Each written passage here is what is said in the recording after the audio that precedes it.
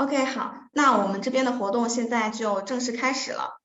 各位嘉宾朋友们，大家晚上好，欢迎大家来到由动脉严选和尹派利诺联合主办的线上公开课。本期我们的课程主题叫做医疗器械出海与创新，欧洲专家及国际出海成功企业经验分享。相信今天来听课的各位业内朋友也都发现，近年来呢，出海已经成为我国医疗行业的热议词、高频词。从亚太到北美，从欧洲到澳洲，国内玩家向海外发展的步伐走得越来越自信，越来越坚定。但出海路径丰富，且海外法规政策陌生，对于国内创新企业来说，如何把握海外创新趋势，如何降低出海风险，如何通过国际合作加速企业自身的发展，都是企业需要认真思考、反复斟酌的问题。那也希望通过今天的课程呢，能够让大家找到一些答案。首先的话，由我来介绍一下本次的一个主讲企业尹派利诺，这边共享一个屏幕。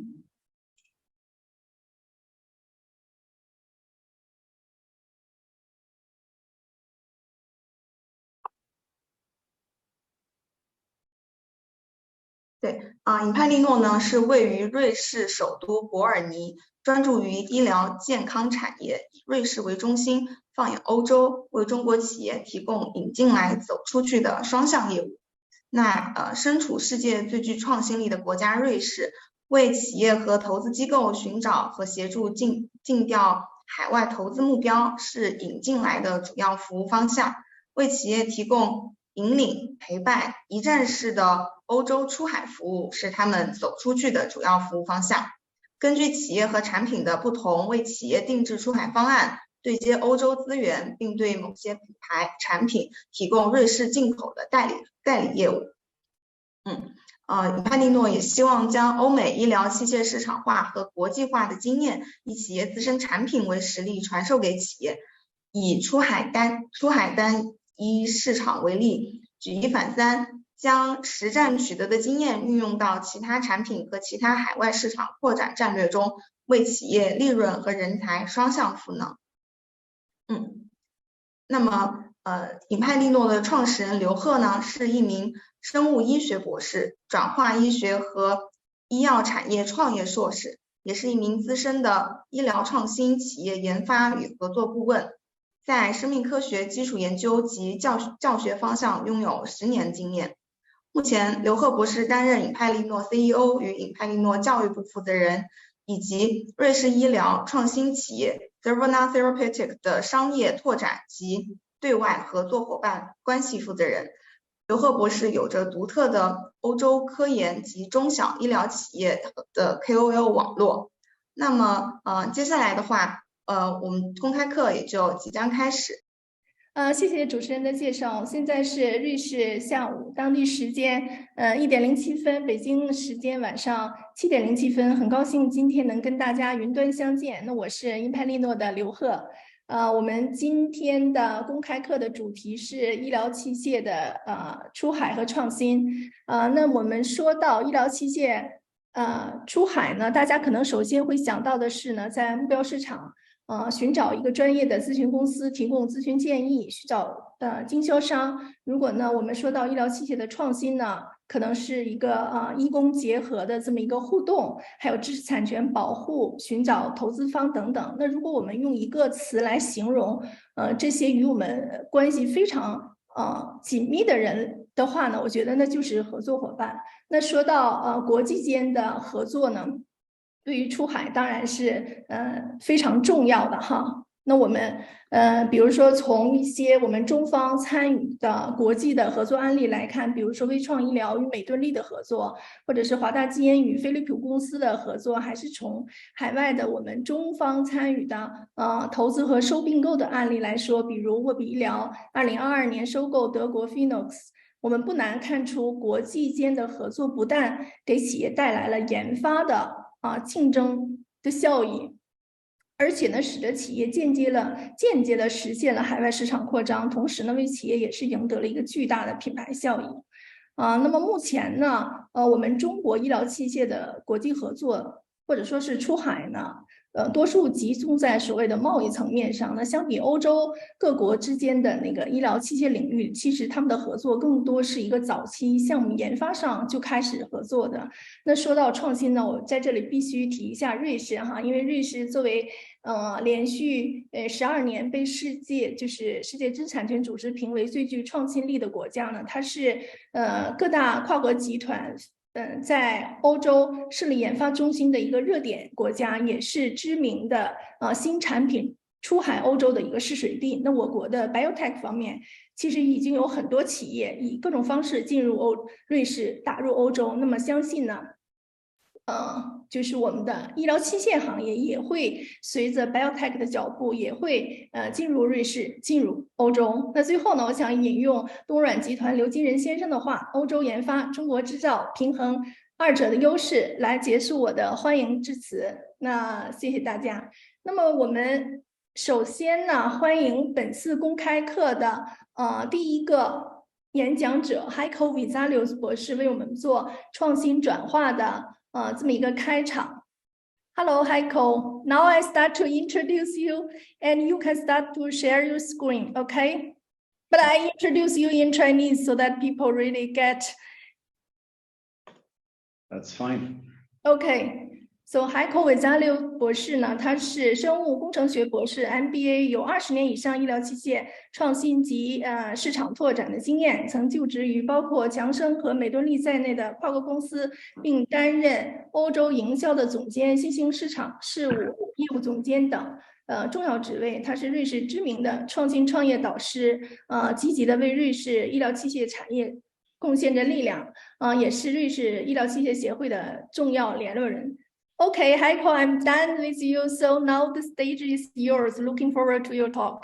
Thank you very much. Yes, I'm going to talk about innovation and some things to consider when putting innovation into reality. So why do we innovate? One reason that we see particularly in the Asian markets is, of course, aging societies. So in order to address the well-being of all people who are getting older and want to be active, we need innovation. Just a girl born today in Japan has 50% chance of becoming 100 years old. And innovation will help us to deal with the rising costs. For big companies, it's not so easy to innovate. So also big companies are very much dependent on young and innovative startups with good ideas to make it into the market. And we will now talk about a little bit what they can do. Org charts of big companies are usually looking like that. So it's much easier for managers in big companies not to be innovative, but rather to wait until an innovative young company appears and is successful in the market. That then leads to the fact that companies like Medtronic and all other big players as well tend to then purchase and acquire these young companies just because the young companies are faster in the development, and it's easier for the established companies, given the money they have, to purchase companies and then use their distribution power. This is particularly true for novel business concepts that you are all familiar with. To bring these novel concepts into the market, it's usually easier for young companies to do that. So what I usually see that startups bring, it's the idea, it's including the technology, it's the individuals, the people, and ideally some IP, so that the idea can also be protected. That is usually something that investors are looking for, maybe some initial money from the government, from the university, something like that. On the contrary, there's still a lot missing, and startups and young companies need to figure out a way to address all the topics that I've listed here on the right side, So how exactly are they doing with the regulatory affairs, which is in medical technology absolutely crucial? How do they want to bring their technology to the market, etc. And then it's also the question, how do they want to do the clinical trials, which are often mandatory to achieve the regulatory approval, and how are they going to do the manufacturing according to medical device standards? How do they address marketing, particularly how do they build their network of key opinion leaders, KOLs, number 13. And then, of course, number 14, that is the question on who is going to pay and how are their devices reimbursed. Very important for you to figure this out. How does your device, how does your technology fit into existing reimbursement schemes in the various countries?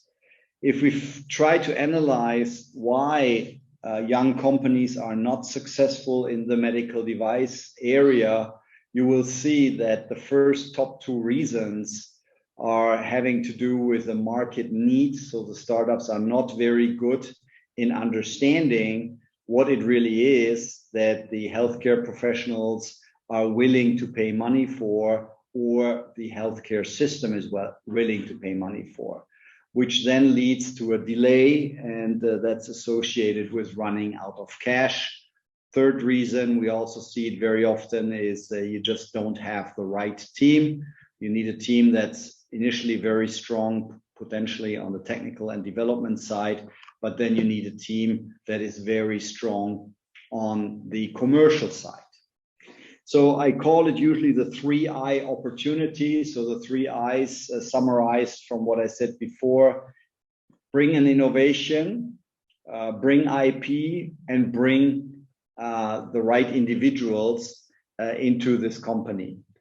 At the same time, there are 3 things that you absolutely need to consider. They also start with an I, it's also 3I. It's investors, so looking for enough money to pay you all the way to market access, etc. It's the industrialization, so how do you manage to scale up industrial production, etc.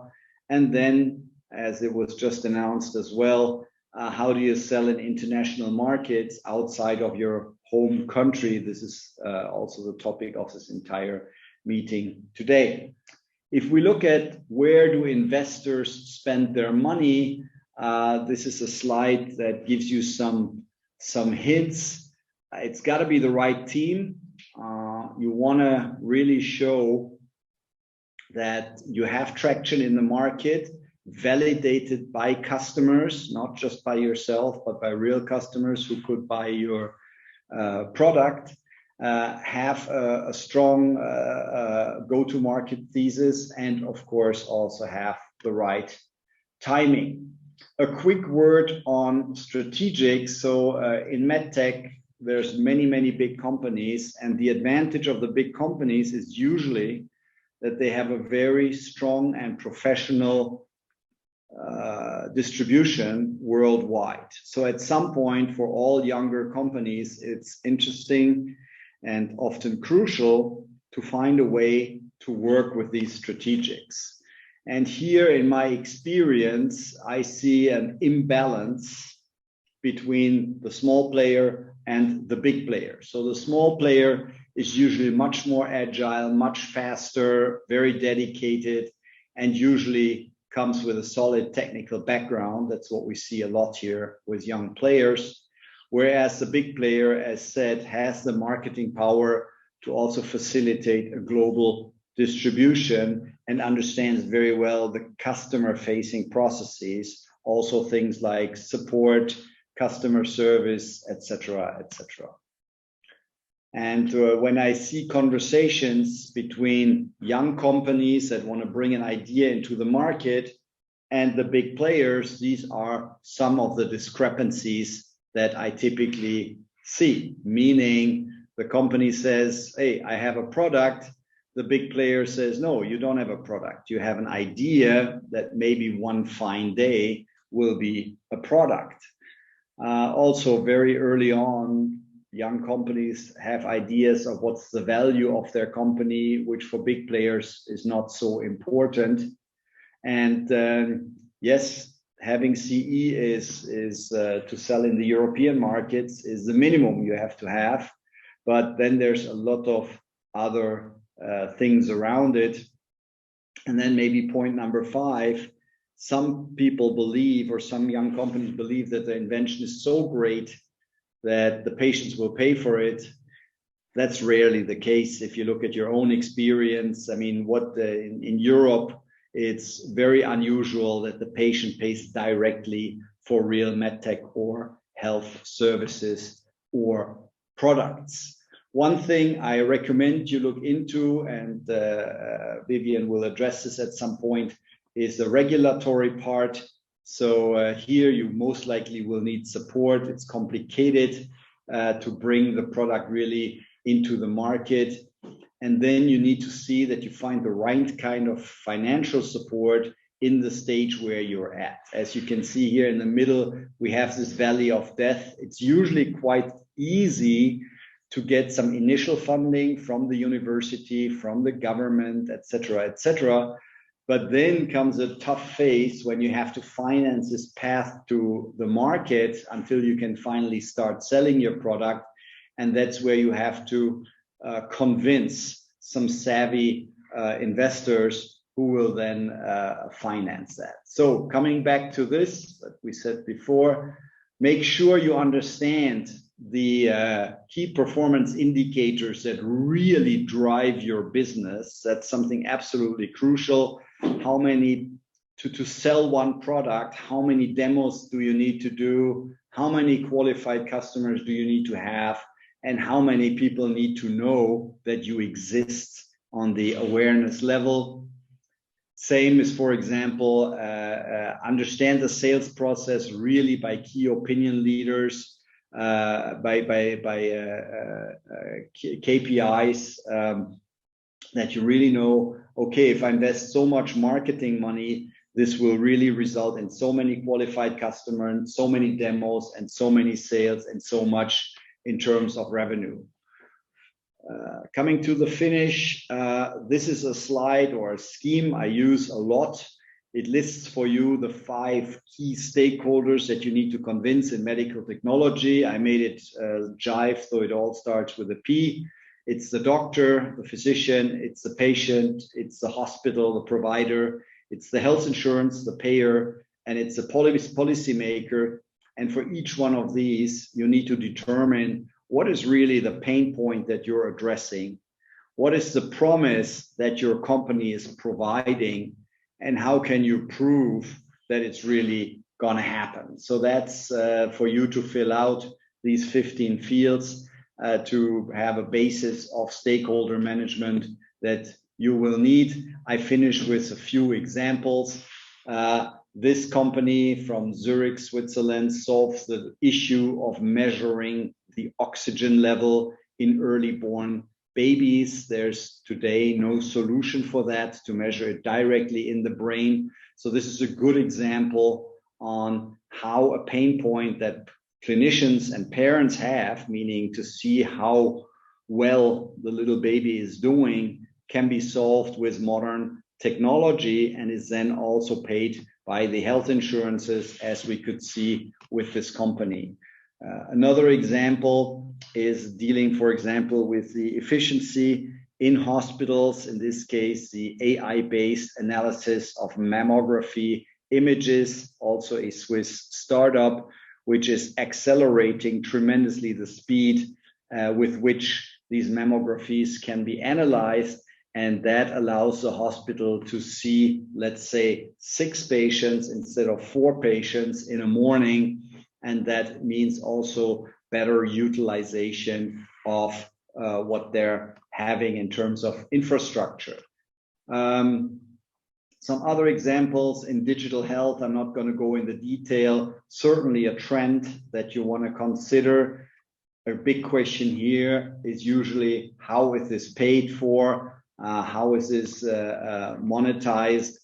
Here an example from Israel that turns the voice of people with speech impairments into clear voice, clearly addressing a medical need, extremely successful startup from there with a worldwide launch. Ladies and gentlemen, I hope this gave you some food for thought and some good ideas on what to consider when bringing your idea from the early stages into clinical realities. I look forward to your questions and thank you very much for your attention.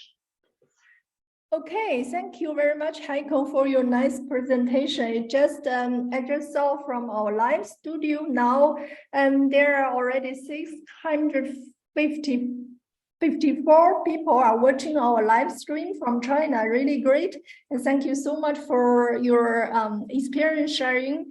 Here is a question on you, Heiko. We know, and as you have already addressed or introduced, there are so many hurdles for innovative startups to translate their ideas into clinical applications and later to launch their products. As a startup coach, and what do you think, or what have you heard from the startup about their concern of MDR, EU MDR regulatory changes on medical device innovation in general in Europe? Would this regulatory policy negatively affect the process of medical device innovation in Europe? Yeah, this is a very excellent question. Indeed, we now have a few years of the MDR in place, and my experience is also that it slows down innovation because the hurdles to really go into commercial reality, to go into the market, got higher. This is particularly pertaining to software, which was not regulated much at all with the previous regulation.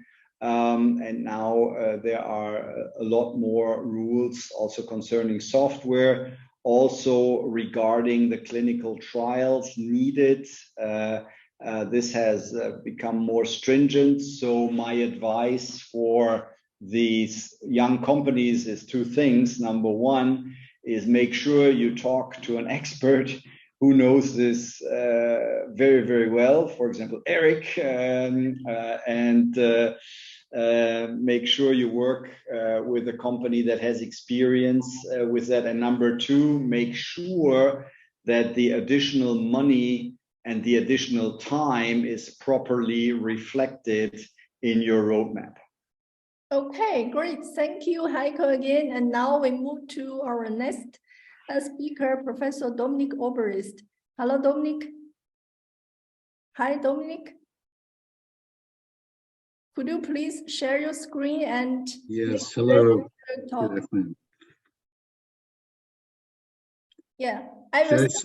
Yep. Can you hear me? Yeah, yes, great. Okay, Hi, Dominik. So I will introduce you in Chinese to our audience, okay? And after I finish, you can start with your talk, okay? Okay. Dominik Oberist 教授，他是呢应用数学博士和机械工程的硕士。是伯尔尼大学生物医学工程研究中心心血管工程教授，同时呢，也是一家瑞士医疗技术初创公司的联合创始人，是医疗技术学术和工业两栖专家。那他的主要经历呢，包括在瑞士苏黎世联邦理工学院建立生物医学流体动力学研究小组，并在美国知名的超级计算机制造公司担任包括研发和市场等等诸多重要职位。那该公司目前是惠普公司的子公司。Okay, Dominik, I'm done with your introduction. Please, the stage is yours. Thank you, Vivian. So let me share my screen. I hope you can see it now. So I'll be talking, just hold a second. Yeah. I'll be talking to you about my views and innovation trends 2023 in cardiovascular applications is my field of expertise. So when we're looking at new trends, it's usually a good idea to look a bit back in history and understand where we're coming from. And I put together this picture with what I believe is a bit of a history of the technologization of cardiovascular medicine. It all started surprisingly long time ago, 80 years ago, 1953. We have on the bottom left, we have a picture of the first heart-lung machine. And if you go to the surgical theater nowadays, you'll be surprised that the machine looks almost the same. Not exactly the same, but still very similar. Soon thereafter was the first pacemaker that could be implanted. There was the first artificial heart valve. There was the first ventricular assist device. You see here Drs. DeBakey and Liotta doing the first surgery in 1966. This was a long time ago. And this really were this disruptive technologization of this medicine happened, where a lot of technical devices came on board. And it took a while until the next major innovation came about in 1977. We see here Professor Grünzig in the University Hospital in Zurich, who did the first balloon angioplasty of a coronary vessel, of a coronary artery. So that was the onset of this catheter-based medicine that we see nowadays so often. A bit later on, we saw the stent coming. This is really standard technology with which heart attacks are nowadays treated. So this all happened, an awful long time ago. So where have we gone since then? If we look at more recent trends, I would like to summarize this all a bit under the topic of miniaturization and integration. We're trying to make things smaller, to integrate things more. We're trying to use this catheter-based technology a bit more. So nowadays it's standard to use these vascular grafts to do surgery on the aorta, right? If you have an aneurysm in the aorta, you don't open the chest anymore. You can directly do this via catheter. We have learned how to implant heart valves via catheter without opening the chest. And we have learned how to make pacemakers so small that they can also be inserted via catheter. So these are all feats of miniaturization. Also down here, maybe that one, the Impella ventricular assist device, which can also be inserted by a catheter in acute situation. And maybe to go a bit on a larger scale, here we have the Carmat heart, is a total artificial heart, a complete heart that can replace a diseased heart, a failed heart. So all these recent trends went toward miniaturization and integration. At the same time, to be a bit provocative, they didn't really invent any completely new idea. They just made existing technologies better and smaller. If we look at more emerging trends we are starting to work on today, and maybe in the next few years, we'll be talking about them more. We look more and more at patient-specific devices in cardiovascular medicine. Certainly 3D printing plays a big role here. We have here on the top right, a nice project of colleagues at ETH Zurich, which they're printing 3D heart valves. They can be made specific for a patient. They can be given specific mechanical properties, some anisotropic materials, very nice, and you can do a lot more with 3D printing than with just these standard size heart valves that we have nowadays. Ad hoc fabrication, but also what we see down here, a company Celtis in Holland that is currently running clinical trials with in situ tissue engineering. So they have a graft, a porous graft, a scaffold, which they insert. And then while it's already in the body, it works like a bioreactor where tissue grows on it, eventually replacing the scaffold and having a tissue engineered new vessel. So again, this is great new technology, but also this is just making existing things better, more, let's say, from a materials, from a fabrication side. What I would really like to talk about today is a new field, one of my favorite fields, is the field of microvascular diseases. And why do I see this as an emerging trend? Well, microvascular diseases, of course, they have been recognized by medicine, by science for a long time, but in clinic, in the hospital, they have been neglected. Why? Well, because they could not be diagnosed. You do not see it as too small, and they could not be treated. There were no tools around, no technologies to really treat them. So by becoming able to address diseases in the microvasculature, we're not just making all technology better, we're really opening up a whole new field, or in terms of a company, we're opening up a potential new market. The problem is the scale challenge. All the tools that we have in medicine nowadays, pointing here at the catheter, they go to a certain smaller size, maybe millimeter, maybe sub-millimeter scale. But where the lesions are, we're looking at micrometers or tens of micrometers.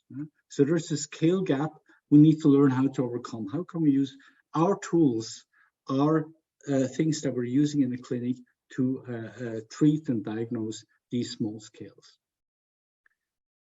Microvascular injury of the microvasculature is everywhere. It's connected to a lot of well-known diseases. We see here heart attack and stroke, the two biggest killers in the industrialized world. They are directly connected to microvascular injury, which nowadays is usually untreated. But also dementia, right? An important topic, especially in the near future, is also directly connected to injury of the microvasculature in the brain, and many others. I would like to focus my talk now on heart attack, where we have specifically working on the last few years in my team. And we're looking specifically at the problem of microvascular obstruction. This is a condition that is occurring in more than 50% of all heart attack patients suffer from microvascular obstruction, even though it's usually not diagnosed. So what is happening? Look at the picture on the top left. We see here a larger coronary artery with a blockage in it. This is the heart attack. This is the thing that blocks the blood flow to the heart. We have very good technology today to treat this. Heart attack is being treated by catheter, with a balloon, and with a stent. This works really well. But what is happening after that, down here in these locations, this is usually not diagnosed and not treated. This is small debris falling off the primary thrombus, the primary obstruction, and being washed down into the small vessels and creating blockages there, right? So we have the big blockage in a large vessel, we resolve that one, but we end up with small blockages in small vessels where the catheter cannot reach anymore.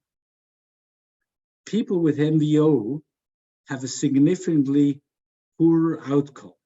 The event-free survival drops over several years by many percent. So we definitely want to diagnose it and we want to treat MVO. The reason why it's not diagnosed is clear. It's occurring in vessels smaller than 0.2 millimeters. Our imaging technology, especially the one we're using in the acute situation, the catheter lab in the hospital, does not resolve these scales. So they see vessels of 1 millimeter, maybe a bit less, but the small vessels, they don't even see. So this is not being seen, it's undiagnosed. What about treatment? Well, even if you knew that there is an MVO, there's no good treatment. First idea is to do systemic drug administration, do a lysis drug. So you infuse it in the arm, but this doesn't work. Next best thing is you use the catheter and bring the drug directly to the aorta, hoping you bring more drug to the local MVO. But also there, the dilution is too high. So recently people try to insert the catheter directly into the into the coronary circulation as far as they can.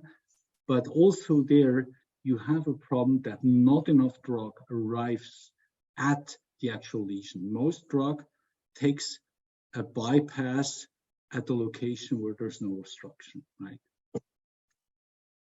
So the underlying problem, a little bit of physics I need to do here in this talk, is the following. We're looking at reversibility of low Reynolds number flow. Look at the experiment on the left-hand side. We have a syringe with a red dye, and we're infusing this red dye into this reservoir up here. This is a situation at Reynolds 300. This is like what we have in a real artery. So pressing the syringe now, and we're infusing. And it comes in like a jet, and it's nicely mixing with the fluid as we retract the plunger of the syringe. The drug or the red dye stays in there. This is what we expect intuitively. Now look at what's happened in the microcirculation, where we have a small Reynolds number. This is a typical property of the microcirculation. Same experiment, except for different Reynolds number. We're infusing and we're pulling back. Right? So the flow is completely reversible. We cannot just inject the drug with the syringe and expect that it stays in there. We're suffering from flow reversibility. That's the fundamental property of microcirculation. That's why drug infusion is so inefficient. Our approach is the following one. We're working together with a startup company called CoreFlow Therapeutics. They have developed this console and a multi-lumen catheter. There's a balloon to locally block the coronary artery. There's an infusion opening and an access for a pressure wire. Instead of just placing a catheter into the coronary vessels and infusing the drug, we inflate first the balloon, thereby temporarily disconnecting the vascular bed from the bloodstream, and then infusing the drug. This will give the drug more time to dive into the microcirculation and do its job as it's supposed to. Let me show you a video here. This was done in our lab in an in vitro experiment, but there's also animal trials running, also clinical studies have started now. What you see here is a model, a microfluidic model of a vascular bed. On the left-hand side, we're doing the experiment without the balloon. On the right-hand side, we're inflating the balloon first before infusing the drug. And you see the drug coming in, it's pulsating, it's a heart that's pulsating. The high concentration is denoted by yellow color, low concentration by red and black. After about 10 seconds, the infusion stops and the drug that has been infused on the left-hand side is already being washed out. It's getting darker and darker, whereas on the right-hand side, where we still have the balloon occlusion, we still have a very high drug concentration. And even far down here, where we have the occlusions, we have a significant level of drug reaching the occlusions. And so this is a much more efficient way of administering the drug. And you see now after that time, when almost all the drug has washed out on the left-hand side, we're still fully perfused with high concentrations of drug on the right-hand side. So this is this high efficiency that we can reach with this balloon catheter technology. After balloon deflates, of course, there's also washout, but also here you see that the right-hand side, where there's no obstruction, is washed out efficiently, whereas on the left-hand side, where we have no microvascular, where we have the obstruction, the washout is less efficient and the drug stays in. If we quantify this in terms of reach concentrations, we see here, especially in this diagram, that without balloon versus balloon, we can improve the maximum drug concentration by factor 2.2. If we are going for the accumulated drug dosage, so the integral over time, reaching better results, even a factor of 5.2. So I believe diagnosis and treatment of microvascular pathologies is one of the new frontiers in cardiovascular technology. I think we have now a good technology platform for targeted substance delivery. We see this on the right-hand side is the newest version of the company currently used in clinical trials. We can also use it to measure microvascular resistance. I have not talked about this. We can do a targeted drug delivery. This also gives us the opportunity for microdosage, so reducing the dosage of potentially toxic drugs. But we're also thinking beyond that and thinking of, well, we could also use the same thing to administer not drugs, but to transport micro robots like the ones we show down here, micro robots who do local microsurgery. But this is for the future, but I think we're now at an interesting point in time where we're exploring a completely new field of pathologies. So thank you for your attention.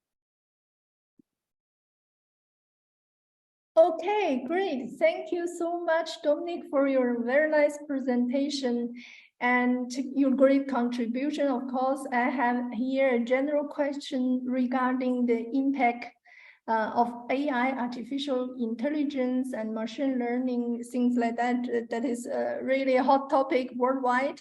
How is artificial intelligence being incorporated into cardiovascular medical devices, and what impact do you expect it to have on patient outcomes? Right. Yeah. So I think artificial intelligence nowadays is abundant. It's everywhere, and it's not a technology that we choose or not choose. It's just something we're using anyway, and the only thing we can do is to use it the right way, efficiently. What I believe the most efficient use nowadays for artificial intelligence in cardiovascular medicine is in the imaging technology, right? We're looking at segmentations of imaging, of images, which has been done manually, very time consuming, very expensive, and can be done automatically now. We're using this in my research group, but also in a hospital, which is just next door from my office. We're seeing this more and more used nowadays. And this is definitely something which has a big indirect impact on the patient. They will receive the same treatment, but it will cost less, it will be faster, it will be more repeatable for them. Great. Thanks again, Dominik. So now we have actually reached more than 800 participants watching on our live stream in China. Really great. And now next speaker would be me then. So I will speak in Chinese for the speakers. You can switch on your live translation so that you know what I'm talking about. Okay, great. 那我现在分享一下屏幕。好，那刚刚呢，我们听完2位专家关于创新转化方面的分享呢，我现在就医疗器械企业出海的话题呢，浅谈一下我们眼中国内的企业出海的一些误区，然后呢，提供一些我们的建议吧。那围绕4个主题呢，今天我想首先简短的说一下出海的这个必要性，我们为什么要出海呢？我个人认为，中国器械企业出海的原因主要是由以下几个方面造成的。首先呢，就是从我们国内来看，我们国家出台的一系列鼓励医疗创新的利好政策，其实积极推动了我们本土医疗器械的创新。那在中国 OEM 代工的模式下呢，我们中国其实近年来出现了一批自主创新的高端器械的研发和生产厂商。也就是说呢，我们的本土的创新程度是到了一个可以考虑出海的这么一个阶段。我认为这是一个其实是最主要的一个原因。然而呢，由于我们国家医疗器械行业呢起步较晚，在大家呢积极投入到医疗器械创新的这个过程当中来的时候呢，不可避免的会出现了一些产品同质化的问题。也就是说，如果在某个领域我们的产品呢出现30-40家同一类的企业的话，那行业的竞争呢就很明显的体现出来了。那加上呢集采呀、医改等一些政策的出台呢，使得国内的内卷就是更加明显，那企业本土的利润空间呢就明显的缩小了。那么在大洋彼岸，我们看一下，比如说欧洲医疗器械的需求也是越来越大的哈，而且欧洲医疗器械价格的体系呢，我们知道是相对稳定的。那么这对于中国的企业其实相对来说是非常有吸引力的。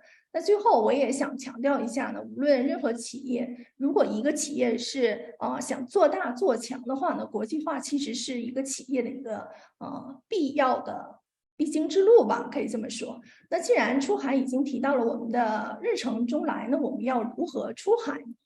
那我认为就是我个人感觉哈，所谓的出海的方式，我们在这里讲，其实和我们如何定义什么是出海还是有一定的关系的。比如说最直接的出海方式呢，我个人认为是企业呢将产品卖到海外，或者是在海外设立分公司、办事处、设工厂等等哈，这些也就是我这里图中列出的前2个绿色色系的出海方式。那么蓝色色系的3个出海方式呢，我觉得是属于一种间接的出海方式。比比如说 OEM 代工这类的出海方式呢，在我们中国其实作为世界制造的一个工厂，可以说是相对成熟一些。那不过在 MDR 监管变动，有一些变动哈，对我们代工方面的企业其实也会有一定的影响的。那我们后面我们今天就是非常荣幸能请到欧盟层面监管律师 Eric，也会为大家做一些这方面的一个解析。那对于剩下的2个蓝色的出海方式，我个人其实呢我还是比较推荐的，但是这两种呢，其实对于企业的要求可能要更苛刻一些吧，可以这么说。那海外投资和收并购对于企业的资金和企业的风险承受能力其实是非常有挑战性的，而早期的研发合作对于企业海外的资源要求也是要求相对高的。那如果可以的话呢，投资收并购以及早期研发合作，我认为是非常有效的这么一种间接的出海方式呢，在扩充产品的同时呢，收获当地资源，打开销售渠道。但是可能这对于大多数的企业来说，出海其实还是要走一个传统意义上我们说类似出口贸易的这么一个渠道。但是我想提醒大家的是呢，其实这些方式也不是唯一的，而是可以组合的哈。那我们既然说要出海，我们企业大致可能就是会想，那我们赶紧抓紧办理西医认证，然后找代理商把产品卖出去。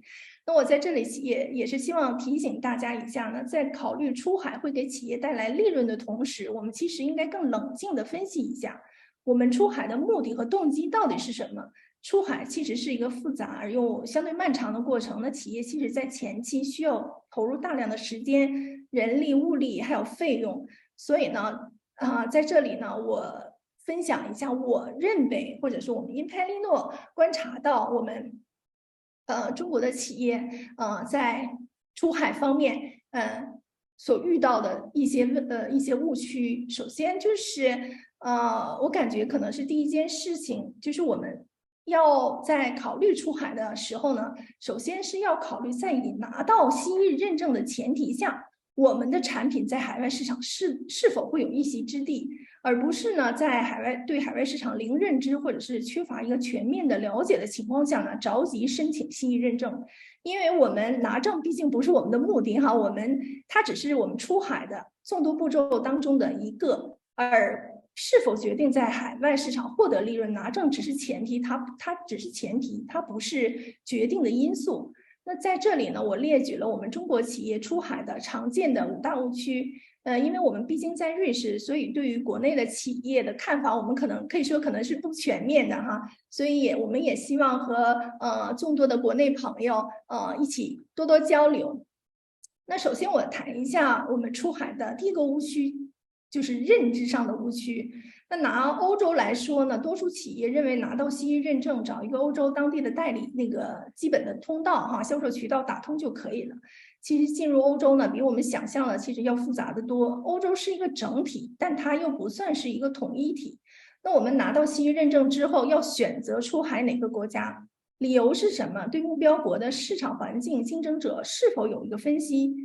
那我们产品如何定价？是否考虑到当地有哪些资源我们可以对接的哈？等等这些问题我们都需要考量的。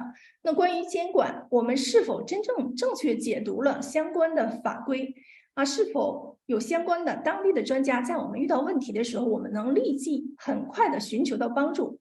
我们的产品是否适合当地的使用习惯？然后，如果我们找到合作伙伴以后，我们如何与他们交流？在交易中，如何我们要掌握主动权等等这些问题，我觉得其实大家可能还没有就是真正引起大家的这么一个重视。第二个呢，我觉得就是知识产权保护的问题。其实知识产权提到知识产权，其实企业们一般都还是有做知识产权保护的。那我在这里提出这点，主要是说知识产权保护我们要做到双方面的保护，不光是我们防止他方侵犯我们企业的知识产权，我们也要注意到我们的产品是否有可能涉及对当地产品的侵权行为还有知识产权，它不光指专利，还有包括商标权呢、设计权呢。如果说到软件的话呢，还有版权等等一系列问题，我们也都要了解到。那说到品牌呢，我觉得我们的出海企业目前还没有真正的就是重视起来。其实品牌是企业的一个无形的资产，它是非常宝贵的。那我们会花大价钱买一个比如说某某品牌的包包哈，其实就是冲着它的这个品牌。那如果我们中国的企业有个响亮的品牌的话，那相信呢我们产品的销量呢绝不会是一个问题哈。再一个，我觉得就是价格的问题，就是我们对产品如何要去定价，我们企业往往就是没有重视到这一方面。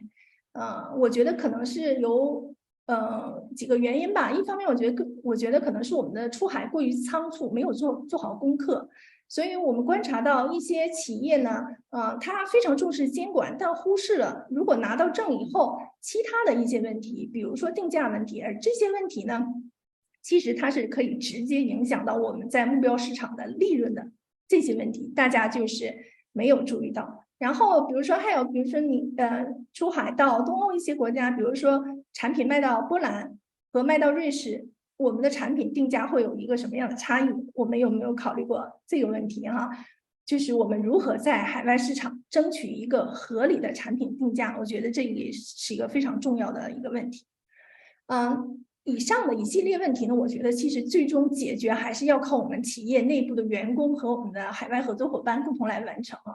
这就涉及到企业的人才培养这么一个问题，所以我觉得我们企业在抓经济效益的同时，也要重视人才培养。那么，如果我们企业就是内部员工的工作没有做到预想效果的话呢，和海外的配合就是很难保证一个预想的一个良好的效果哈。那我们如何从这些误区中走出来呢？让我们的出海之旅变得更顺畅呢？哈，我在这里对以上提及的5大误区列出了一些相对的策略，供大家参考。那首先，我觉得我们要考虑最大程度的本地化，就是无论是合作伙伴的寻找，还是产品的使用习惯，都要考虑本地化的优势。那在知识产权保护方面呢，一定要考虑周到，必要时呢，与当地的律师建立合作伙伴关系。那品牌建设和产品定价方面呢，我们是必须要加以重视的。只有这样，我们的公司在与代理商谈判时才会有主动权。我们不要在价格上比拼，要重视挖掘产品的性能，产品的特点到底是什么？无论是低价值低值耗材，或者我们说是高端器械，任何东西我觉得都有其存在的价值。那么如果我们一味强调价格优势呢，就会给产品的价值大打折扣。比如说我可以举个例子哈，我们在瑞士我们有2大非常知名的一个连锁超市，那里面卖的东西其实要比德国的某些平价的超市要贵，然后好多东西呢可能就是有达到2倍的价格左右，然后这些德国的平价超市其实在我们瑞士也是有开的哈。如果朋友们有来瑞士经历的话，就会发现其实本地人还是去瑞士的2家超市，虽然隔得很近，有时候相隔几米你就能发现一个德国的那个平价的超市，但里面却没有那么多人。所以我们要借鉴一下，在某个国家某个地区人们的消费观念是什么，产品的价值是最重要的，人们重视的是价值而不是价格。最后就是人才的培养上，我们也应该有所考虑哈，因为无论战略方面我们做的有多好，没有人执行也是不可以的哈。我们就是企业还是有相对的人才进行配合的哈。那我们IMPELINNO呢，希望对中国的器械企业及出海呢，也能贡献出自己微薄的力量吧。我们希望可以成为您在瑞士医疗器械出海和创新方面的一个合作伙伴，希望与更多的中国的医疗领域的朋友们建立合作伙伴关系。那关于我们的服务呢，刚才开场的时候主持人也多少介绍了一下。另外，大家可以在直播间里界面里点击我们IMPELINNO获得我们的宣传产业。那么在本次公开课之后呢，我们也将推出IMPELINNO出海研习班的系列。我们初步定是6月中旬我们开始。然后呢，希望大家呢，关注我们的微信公众号，非常欢迎大家的参与。然后我们会近期发布一些我们培训系列的消息。好，我的分享呢，那就到这里，谢谢大家。那看看主持人那边还有什么问题？等一下啊，好，我把退出。OK 的，谢谢刘博的分享。我这边也看到我们后台就是有小伙伴在进行提问，然后主要是想问一下，就是与国内其他第三方的出海服务机构相比的话，咱们IMPELINNO它的一个差异化的优势主要会体现在哪些地方呢？OK，我明白这个大概的意思哈。我觉得可能是我们的独特之处，可能有以下几个方面吧。那首先是我们是身在瑞士提供本地化和专业化的服务。第二个是呢，我们的出海服务是一站式的服务和定制式的。也就是说呢，企业找到我们之后呢，我们通过咨询以及资源对接等一些方式呢，为企业定制属于该企业或者有可能同一个企业不同产品，我们也会定制不同的出海策略，而且可以与企业相关人员一道去执行我们的计划，因为我们公司是瑞士的公司嘛哈。然后呢，其实我们的企业打个比方吧，就是相当于我们中国企业在欧洲的市场部、销售部、监管法规部、公务关系部、法务部、培训部，我们就是都是会为大家提供相关的服务的。再一个就是我觉得我们比较突出的一个地方呢，就是我们非常重视中国医疗器械行业人才的培养。我们特别为此呢成立IMPELINNO教育部，以此来促进我们中欧双方的交流和学习的这么一个机会吧。这也是我们其实今天公开课的一个初衷。我们希望呢，企业呢与我们一道还有呢就是怎么说呢？我们希望就是如果一个企业和我们一起打出一个产品成功的出海产品之后呢，这个企业可以举一反三。那对于今后其他的产品，如果还是出海的话呢，企业可以独立的制定自己的出海战略。那我们只要在后续帮助企业在当地完成执行就可以了。就是我们希望其实是为企业在利润和人才两方面双重赋能。那最后呢，还有一点我要特别强调的以下的一点是什么呢？就是我们除了咨询以外，我们其实是一个科技公司，我们是有医疗产品，包括医疗器械和药品的销售代理资格的。就是我们会评估跟某个企业某个产品在初步前期的调研等等方面对接之后，我们会评估如果我们可以代理这个产品，我们是有这个资格的。可能就是这些吧，可能是与当地就是国内的第三方服务提供方可能是有一些差别吧，我觉得。了解，感谢刘博分享。那看咱们接着往下嘛，接着往下进行那个嘉宾分享。行，那我就接着往下说哈。我看下一位是好。Okay, now our next speaker, I need to check. Okay, our next speaker would be Marta Gehring. Okay, hi Marta. Hi Marta, how are you? Good, thank you. I see we're a bit early in the program. Great. Yeah, that's good. It's really great. Nice shirt. Okay, so Marta, you can start to share your screen and I start to introduce you, okay? Yeah. Okay, because I have just touched the topic on market research and I really hope that I could convince the audience how important it is to do a proper market research for their European market entry strategy. So now I'm introducing Marta Gehring. So Marta Gehring 是国际经济学的硕士，她有20年以上市场营销及商务拓展的经验，曾就职于包括默克赛洛公司和美敦力等跨国公司的高管哈，并担任销售区营销总监等等职务。Marta 呢是瑞士知名的产业顾问、创业导师。他其实是药品和医疗器械双栖的市场专家，他也是瑞士生物技术协会的区域负责人。那么下面呢，欢迎 Marta 给我们讲一下市场调研，就是我们中国企业如果要出海。欧洲我们在市场调研方面要注意哪些方面 ？Great, Marta, I'm done. The stage is yours. Really looking forward to your talk.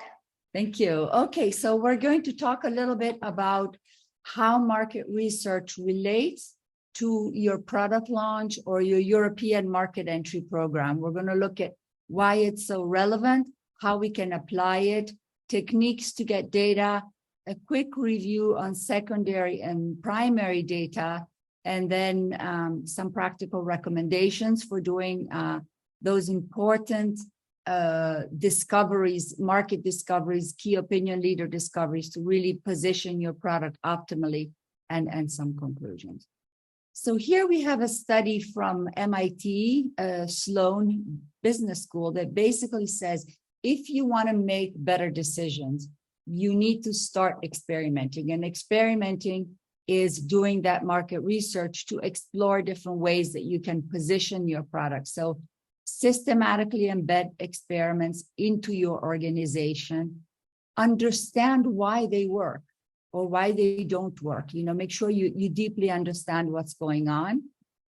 Don't focus on the short term, especially in medical. We know that our research on needs, on positioning vis-a-vis the competition, on market access, on pricing is going to be valid for years and years. We are not testing for short-term requirements, and then aim for transparency. Let people know that you're doing this research. So in today's session, we're going to talk a little bit about key questions that innovators have, how we get answers, very important, and then practical considerations to get and interpret data. Okay, so looking at applications. When you prepare your European market entry, you might want to look at market size. You might want to look at growth potential. Very important is customer needs and value proposition. And even more important, I would say, is this ideal market segment, where to play. There are entire management books written about how to select the best segment. And in your case, coming from China, it would also be the best market, because you could launch in Germany and France and UK and Spain. That's very different. We'll talk about that a little bit more. How to get opinion leader acceptance. What about your competition? How you're going to do in hospitals, and how you're going to set your price. So all of this can be looked at. And when you negotiate with the distributor, when you negotiate with the potential partner, if you have this information, your negotiation is going to be a lot more solid, because you're going to have a market understanding. Otherwise, the European partner can tell you lots of things that you can't validate. So it puts you in a position of strength. And the value gained by improving the understanding of customer needs is central, and it's depreciated over years, because when you understand what you see on the screen, it's not going to change in 6 months. It's not going to change in 1 year. Maybe there might be a price erosion, but the fundamentals are there. So don't save on having a thorough understanding of the market. Don't save on intelligence. Now, the problem with Europe, or the challenge with Europe, is that it's a mosaic. Yes, it's one geography. Fortunately, it's one CE mark. And fortunately, we have pan-European medical societies, like the European Society of Cardiology is relevant all over Europe. That's fantastic. However, we have a mosaic of languages. We have very different medical practices in the different countries, extremely different hospital purchasing modalities and rules, completely different reimbursement bodies. We know that if we get CE mark, we might get reimbursed in France, but not in Italy, or we may get reimbursed in UK, but not in Hungary. They have different health technology assessment bodies. Hopefully this is coming to an end. Pharmaceuticals are now converging to a European HTA, and starting 2 years from now, it will be required for rare diseases and oncology. And then additional diseases will be added as you go along, but medical device is still far from that. So you might still have to go through a health technology assessment in different countries. So being very strategic in which country you get your HTA first can have a big impact on your European launch perspectives. And then, of course, different pricing rules. So the key message here is, one geography, one CE mark, everything else very different. So when you decide to launch on Europe, it's very strategic, where you want to go. And even if you focus on the top 5 countries, which are UK, France, Germany, Italy, Spain, even then 5 countries may be a lot for a launch. So you might want to launch in only 2 or 3 initially. So why we do the research? We want to understand the customer need. We want to increase the chances of success, but also the man running on the right, we want to choose which markets to invest in and which markets not to invest in. Okay, so we want to be very strategic about the market segment for your product. Maybe it's going to be used only in private clinics. Maybe it's going to be used in public hospitals that have a stroke unit and not in other public hospitals. So you really need to select your segment and the countries. And this is one of the things that we can help you with when you want to, launch your product. Where is the best opportunity for you and where not to waste your money investing in, and where to, how to be strong and how to negotiate well with your commercial partner, because you'll need to know the same things that your commercial partner would know. So in terms of product launch, the key things you want to look at is what is my customer expecting?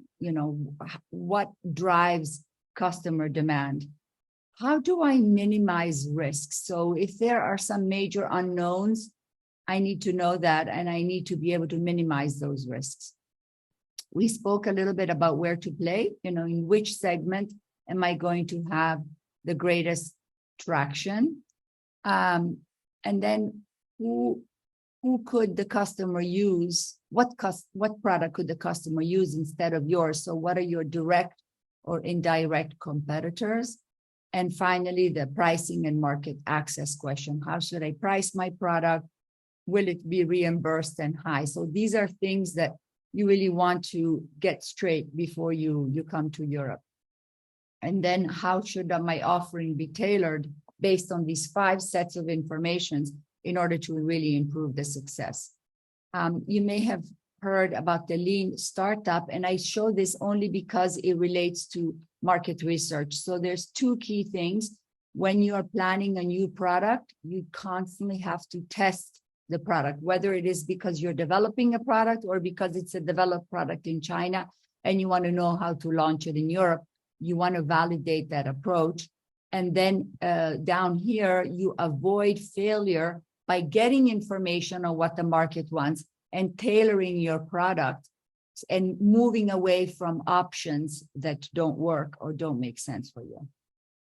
So it's really about having a hypothesis for where your product can provide value, designing experiments, doing that market research. Insight means understanding more about the market wants, and then improving your launch plan so that you're much stronger.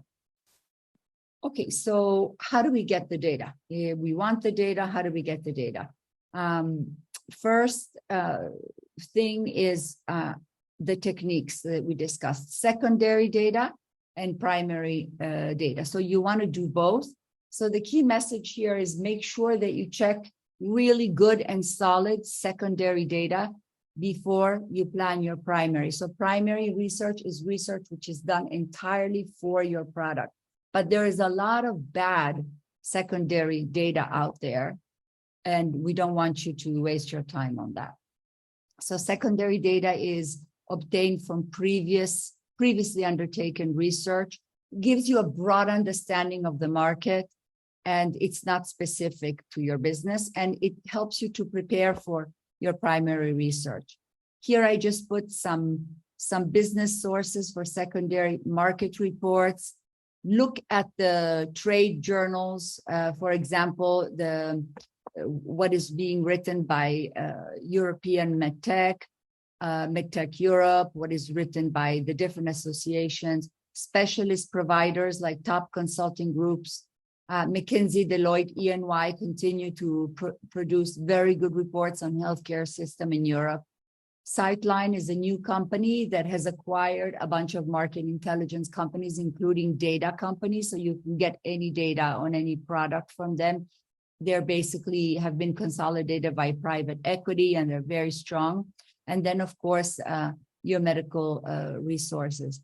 Just want to mention McKinsey because they have a huge amount of reports. This is an example. You can find out about how to sell in public bodies. So European procurement means publishing, purchasing of healthcare, how you deliver value in medtech. So make sure that you know those reports before you start. We mentioned Sightline. They do amazing reports about a segment. So they'll have a report on neurology in Europe, and they will have interviewed 10 physicians from 5 countries in Europe, also China, Japan, US, and then they review all the results with their advisory board. And it's really a Bible on what you need to know on a specific therapeutic area. And it's really, really well done. So they do their own primary research. And those are great reports that if you buy them, you'll look at them for the next 3 to 5 years. And then last thing I want to mention is the journal, which also belongs to Sightline now. Sightline bought MedTech Insight, and it's really the best journal for medical technology news and on Europe, both from, the business perspective, strategic alliance perspective, market approval, science perspective. They cover everything. So it's a great journal. So in terms of primary research, maybe I just want to say that I think in China, you have a very developed online media segment. Also in Europe, we're starting to do social media monitoring or social media listening. So you can actually, especially if you have a consumer-facing product, you can listen to what people are saying about your product. You can do online surveys through, pre-prepared survey approaches. So they are very good software.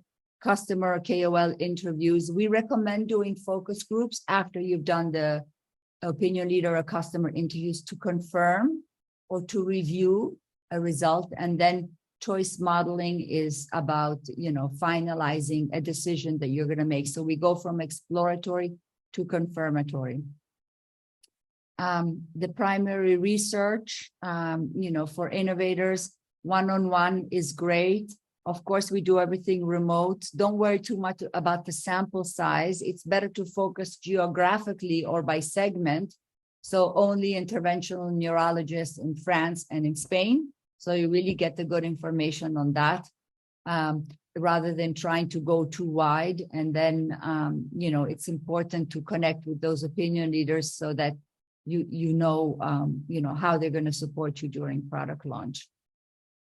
I always recommend, working with a professional agency because it's not easy. The professional agency, like we can do, is you make sure you have the best methodology, recruit the right target audience. We always do blinded research. We never say who we are doing the research on behalf of, so that we can be sure that there is no bias. You have to ask open versus closed questions. If you get too many yes and no's, you don't understand anything.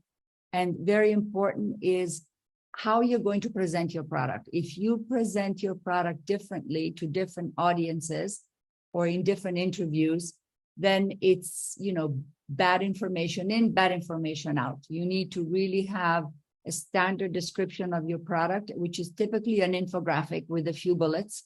Very hard to do. Probably the hardest part of the research is designing that infographic.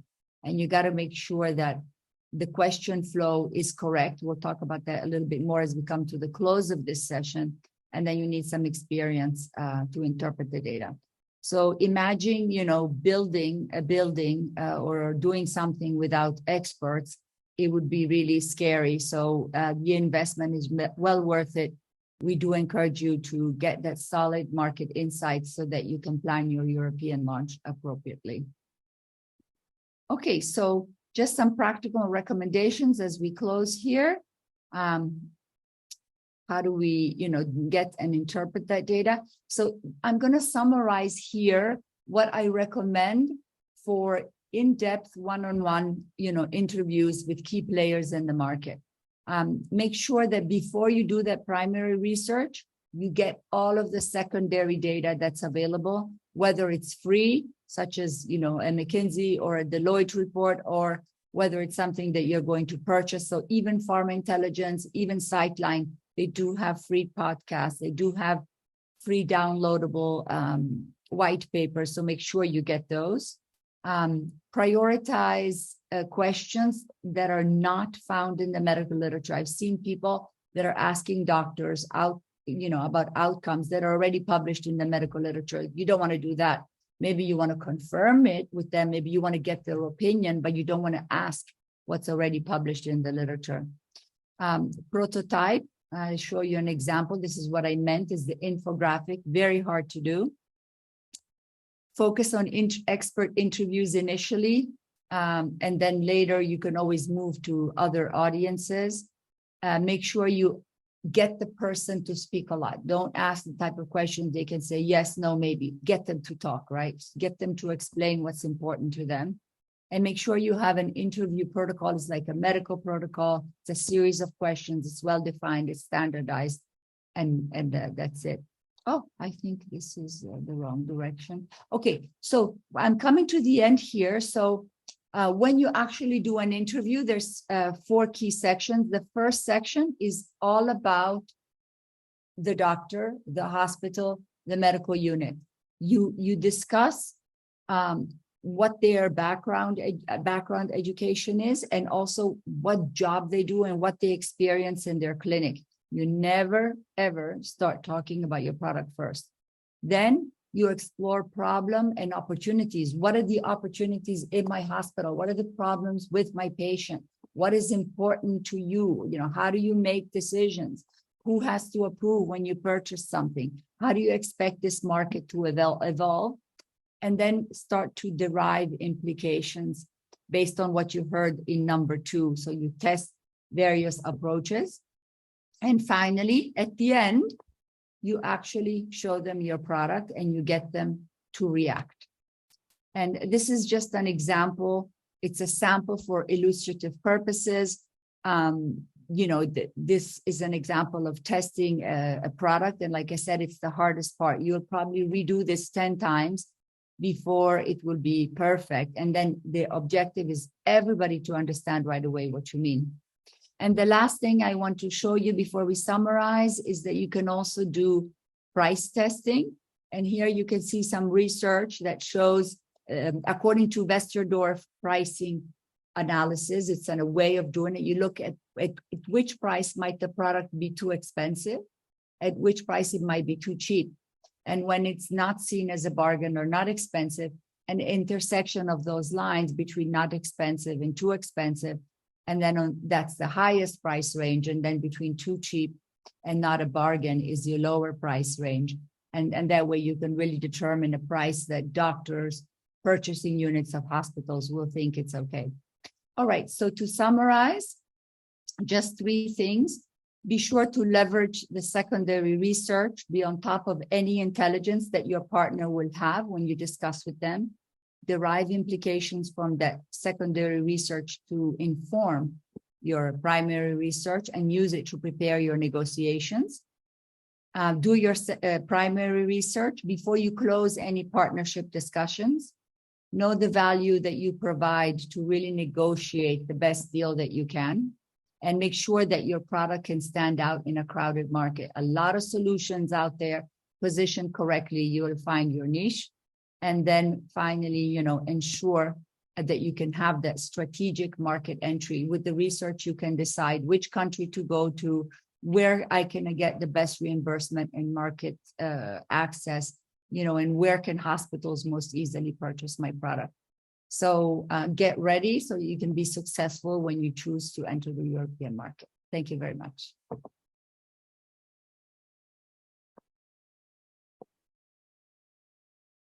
Okay, great. Thank you so much, Marta, for your insight, for overview on how to plan European market.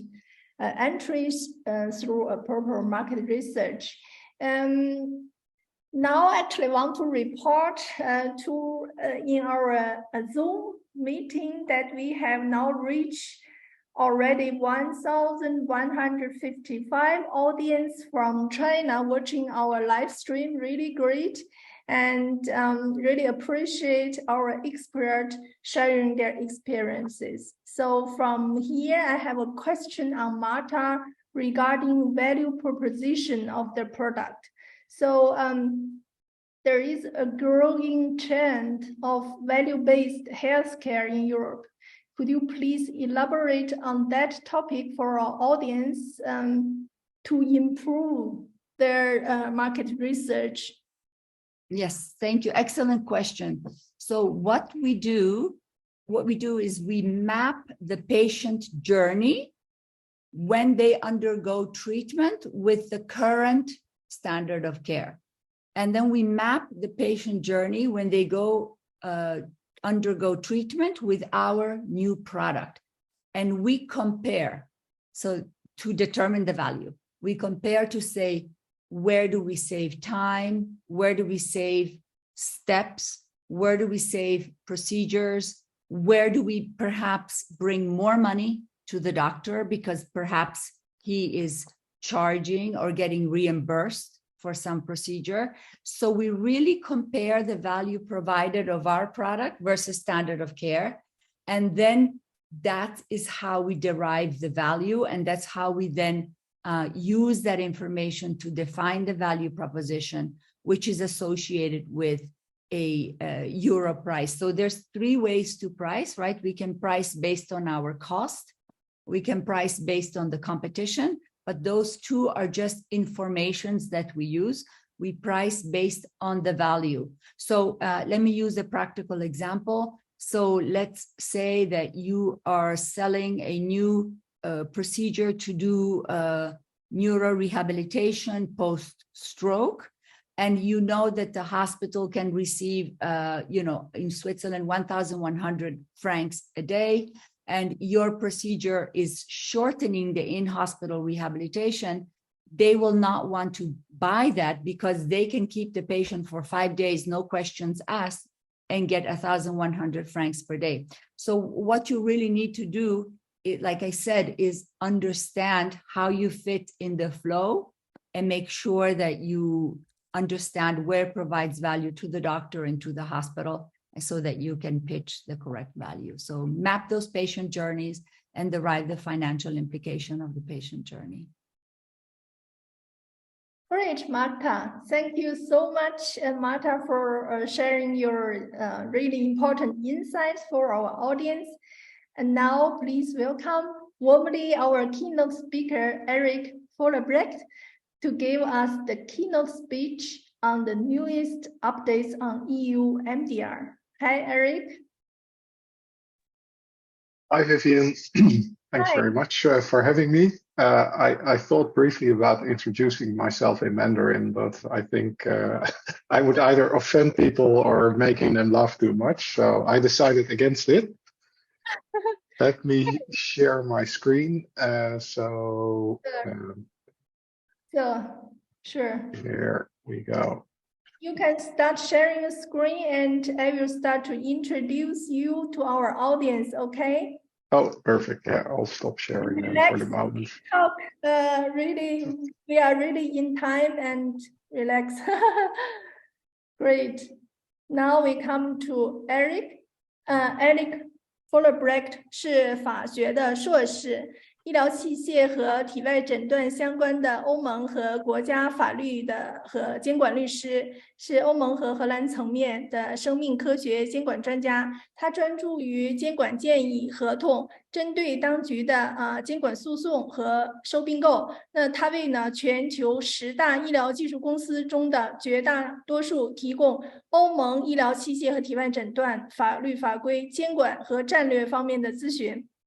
那 Eric 最初他是被培训为知识产权和竞争的律师，他的职业生涯起源于欧盟委员会竞争总司，随后他在3大3家大型的国际律师事务所获得了诉讼事务、商业合同和交易工作的经验。那 Eric 通过他在分支协会和为欧盟委员会提供咨询的专业委员会的成员资格，积极的为国家和欧盟层面的监管法律和政策的发展做出了很大的贡献。那 Eric 呢，还是医疗设备相关的纠纷中的裁员，并在国外诉讼中被聘为呢专家证人。他是呢在欧盟层面非常有权威的监管律师。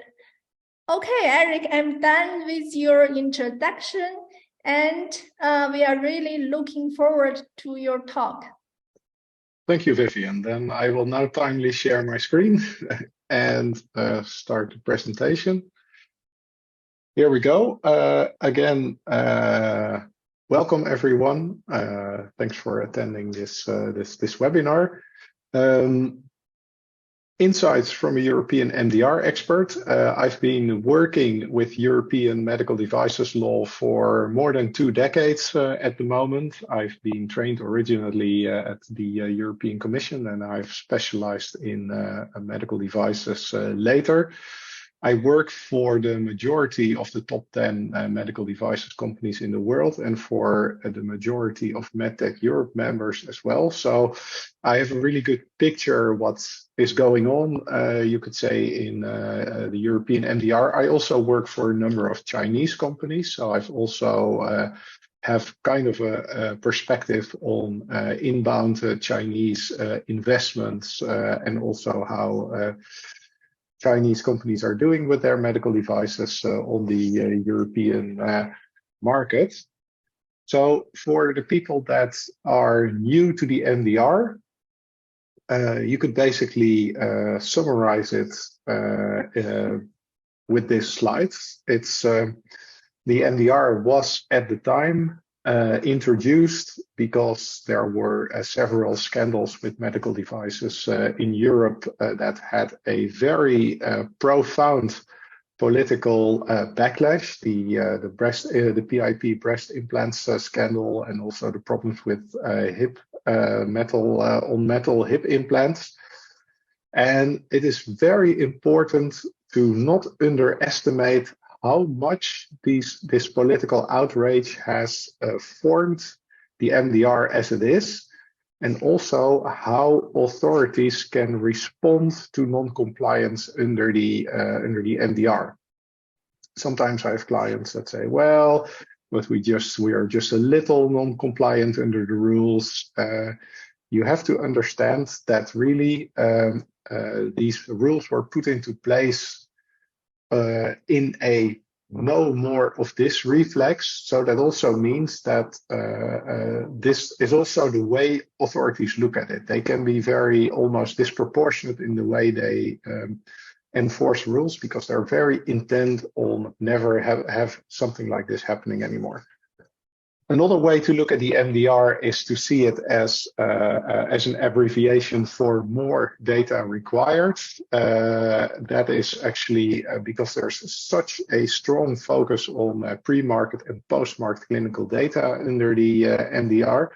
That means also that as a company, you do not only need to focus on design and development of the device as such, but you also need a very clear and thought out strategy around how am I going to basically collect performance data about the device throughout the whole life cycle of the device, so I can prove during the whole life cycle of the device that the device is safe and effective. Then another point is that the MDR introduces a lot of new things, like, for example, supply chain controls, clinical trial rules for medical devices are harmonized mostly at European level. And like I said, a very strong focus on clinical data collection throughout the lifetime of the device. These are all very procedural rules, you could say. So that also means that notified bodies will audit very severely on correct procedure on these points. Then, as some of the people that have companies with devices on the market in Europe may already have noticed, is that the transitional regime is very complex for the MDR. The reason for that is that basically the transitional regime as it was set up never really functioned. They made the policy choice that all the devices that were already approved under the directives needed to be re-certified under the MDR. All the notified bodies that had already been notified under the directives needed to be re-notified under the MDR, and the result was a situation that became so complex and such a bottleneck that they had to keep changing the transitional regime. The last change that they made was 20 March this year, where they again revised the transitional regime for so-called legacy devices, so devices that were already on the market under the directives. So what should you expect for the MDR in the future? Because of course, if you are looking at the European market, or you are already on the European market, as I've said, the transitional regime at the moment, it is still not working as it was intended as a result of, in my view, wrong policy choices. So they decided that all the devices and notified bodies needed to be readmitted, which turned out to be a really bad choice because it created an enormous bottleneck in the system, resulting in shortages of notified body capacity that are now actually hampering innovation, because the notified bodies are so busy recertifying all the old devices that they don't have have limited time to certify new devices that want to come to the market. And especially the small and medium-sized enterprises that Heiko discussed are having a very difficult time at the moment finding notified bodies willing to certify their devices. As a result, we have already had shortages in certain devices reported in Europe. And as I've said, they have tweaked the transitional regime a couple of times, but so far the issues have not been really solved. Basically, what everybody is now looking for is the benefits that will be brought about by a position paper issued by the European MDCG. That's basically the governing body of the member states that is responsible for rollout of the MDR. They have made this position paper in September last year with 19 so-called non-legislative measures that are supposed to make the difference in a more smooth implementation of the MDR. That, together with the 20 March amendments, should solve all the problems. Well, seeing is believing, as my grandmother would always say. But this is for the audience very important pieces of legislation to understand. So look at the MDCG 2022-14 position paper and see which 19 measures they propose, and also make sure you understand the 20 March amendments. So what more to expect for the MDR in the future? Because of course, everybody is always looking ahead. And at the moment, some people still say to me like, oh, the MDR is new. And I'm like, what, new? How can you say that? Because like I said, I've been working in this industry for a long time.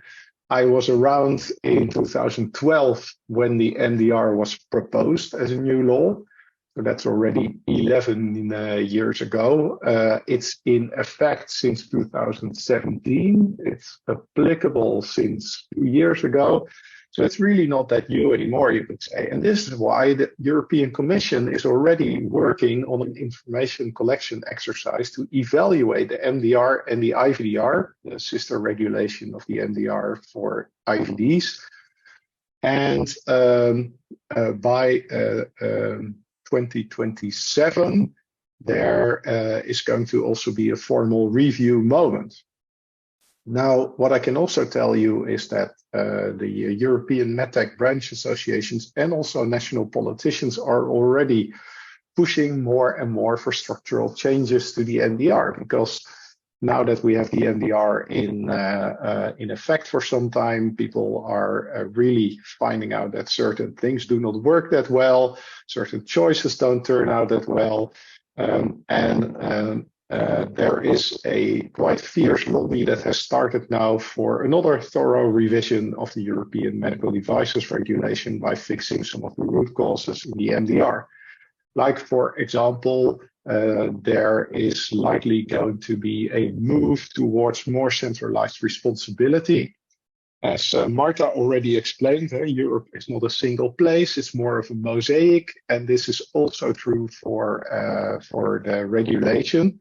Although we have quite a lot of regulation that is harmonized at the European level, still the responsibility for the application is quite decentralized. So this is something that might be fixed in a next iteration. There are things where I would say Europe is very much behind, like, for example, on orphan medical devices. China, for example, I know has an orphan medical device benefits system. Japan has it, Brazil has it, the US has it. Who doesn't have it? Europe. So also there's a lot to be improved, and also access of small and medium-sized enterprises to the system is also one of the big complaints at the moment that might be remedied. So I would advise you not to be surprised if in a year or two we might see some quite radical revisions happening to the MDR. You can remember and think back to this moment that you heard it here for the first time. So what is specifically relevant for Chinese companies, of course, since I'm addressing a Chinese audience, also working for several Chinese medical devices companies. So what can I advise the Chinese manufacturers of medical devices? First of all, it is very important at the moment that you understand the transitional regime for the MDR and how to work with the 20 March 2023 amendment. Why? Because it is the system has changed so much that it's not really evident how it should work. Several things are important there. So understand the status of your legacy devices. Like, for example, has your legacy device certificate that might have expired, has that perhaps relived under the amendment, or is it still valid at the moment?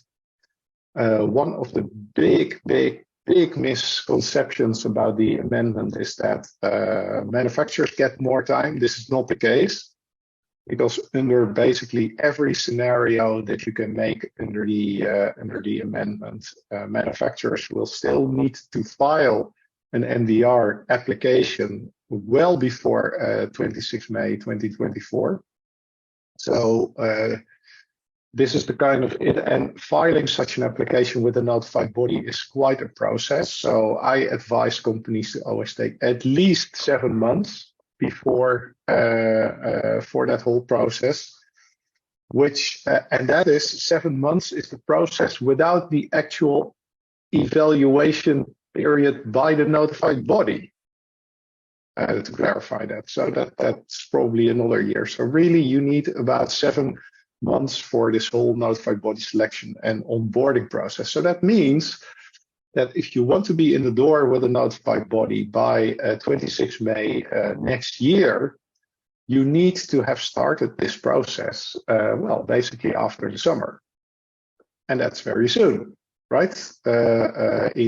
Basically, you would need to start in October at the very, very, very latest.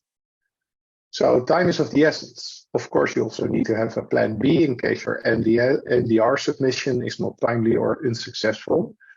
Remember, notified bodies, I have several notified bodies as clients as well. Notified bodies always complain about the very bad quality of submissions made by medical devices manufacturers, as a result of which these applications often get rejected. If your application is rejected, then you do not have a pending application anymore, and you cannot benefit from continued legacy device status. If you are going to rely on legacy device status of your device, this system to prove it is also not very clear. They took the not so smart policy choice, I think, of saying, well, but you can issue a self-declaration as a manufacturer, and you might ask a notified body for a letter confirming certain things. But this is nothing truly official. So that means that in other countries where you are going to have to rely on your CE mark being valid, for example, it will be hard to prove that the CE mark is actually valid. So also there you need to really work to understand this. You need to also understand the concept of significant change, because as was always the case, legacy devices can be subject to the concept of significant change. This is something where I often see European companies that have Chinese OEMs or Chinese companies themselves really misunderstand the concept. They make all kinds of changes to software, for example, that they think are, oh, these are perfectly fine. And then they turn out to be significant changes. They don't understand why this is such a problem, but it does actually invalidate the legacy device status of your device. So very important to understand that well. I've already said that MDR is a very rule-oriented, rule-based system. So that means that formal compliance is very important at this moment. Experience with the MDR is limited. So that means that as a manufacturer or an OEM for a European company, it is very important to really stick to the procedures very clearly. Whenever I see fights, for example, break out between a European company and a Chinese OEM, it is usually about a European company claiming that the Chinese OEM made changes that they didn't tell them about, for example, or didn't sufficiently inform them, which changes impact the legacy device status because there might be a significant change. And that is, of course, an existential threat for the validity of the certificate.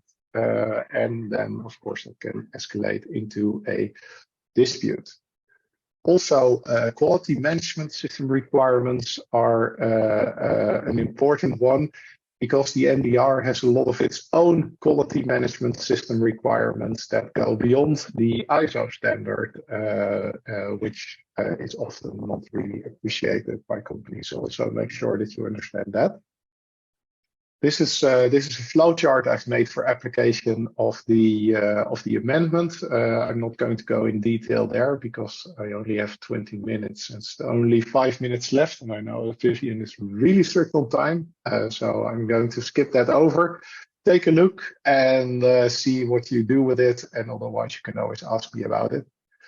So what is in addition, interesting and relevant for Chinese manufacturers? What I see a lot is that Chinese manufacturers cluster their authorized representative mandates at specialized Chinese authorized representatives. This may look attractive, but in practice, it is not always a good idea. Why? Because these are typically the kind of authorized representatives that score high on the risk scoring of competent authorities, as we might find structural non-compliances there. And for example, I know that a Chinese specialized authorized representative in the Netherlands, for example, is currently being investigated by the competent authorities, because they think like, oh, well, there are probably things here, and then they go look, and then a authorized representative has a specific way of working, which might not be completely compliant, and that then affects all of its clients, right? So that is a reason why you might choose not to be with an authorized representative that specifically specializes in Chinese companies. My advice is always go to one that is already been in the market for years and really knows what authorities are looking for, rather than speaks your language. Because of course it's nice if they speak your language, but it's even nicer if they don't get you in trouble. Then Supply chain controls, very important. When is somebody an importer? When is somebody a distributor? How should you work with them? Heiko referred to software, and this is also one where I would say I see a lot of issues happening there. Software design, very specific under the MDR, so have attention for that. Then there is one that I can't understate more or less, and that is that if you have software, make sure that you do not focus only on the medical devices regulation, but also apply artificial intelligence and data-related EU regulation very well as well, because these are also regulations. If the device is non-compliant under those, then it is still illegal. You still can't place it on the market. So that's very important. The European artificial intelligence regulation still hasn't been approved, but it's moving towards approval. But the GDPR, the new European health data space regulation, for example, all these things have to do with data. And if you have devices running software, there will be data going through them. As Marta has said, understand European diversity. I think that was a fantastic point that she made. I cannot emphasize this enough. We have about 24 languages in the European Union, as many competent authorities as we have languages. So it's a complex patchwork of things. So even if there's one MDR, do not underestimate how much diversity is still underlying that. So Europe is definitely not a single place. Chinese distributors, supply chain regulation is important.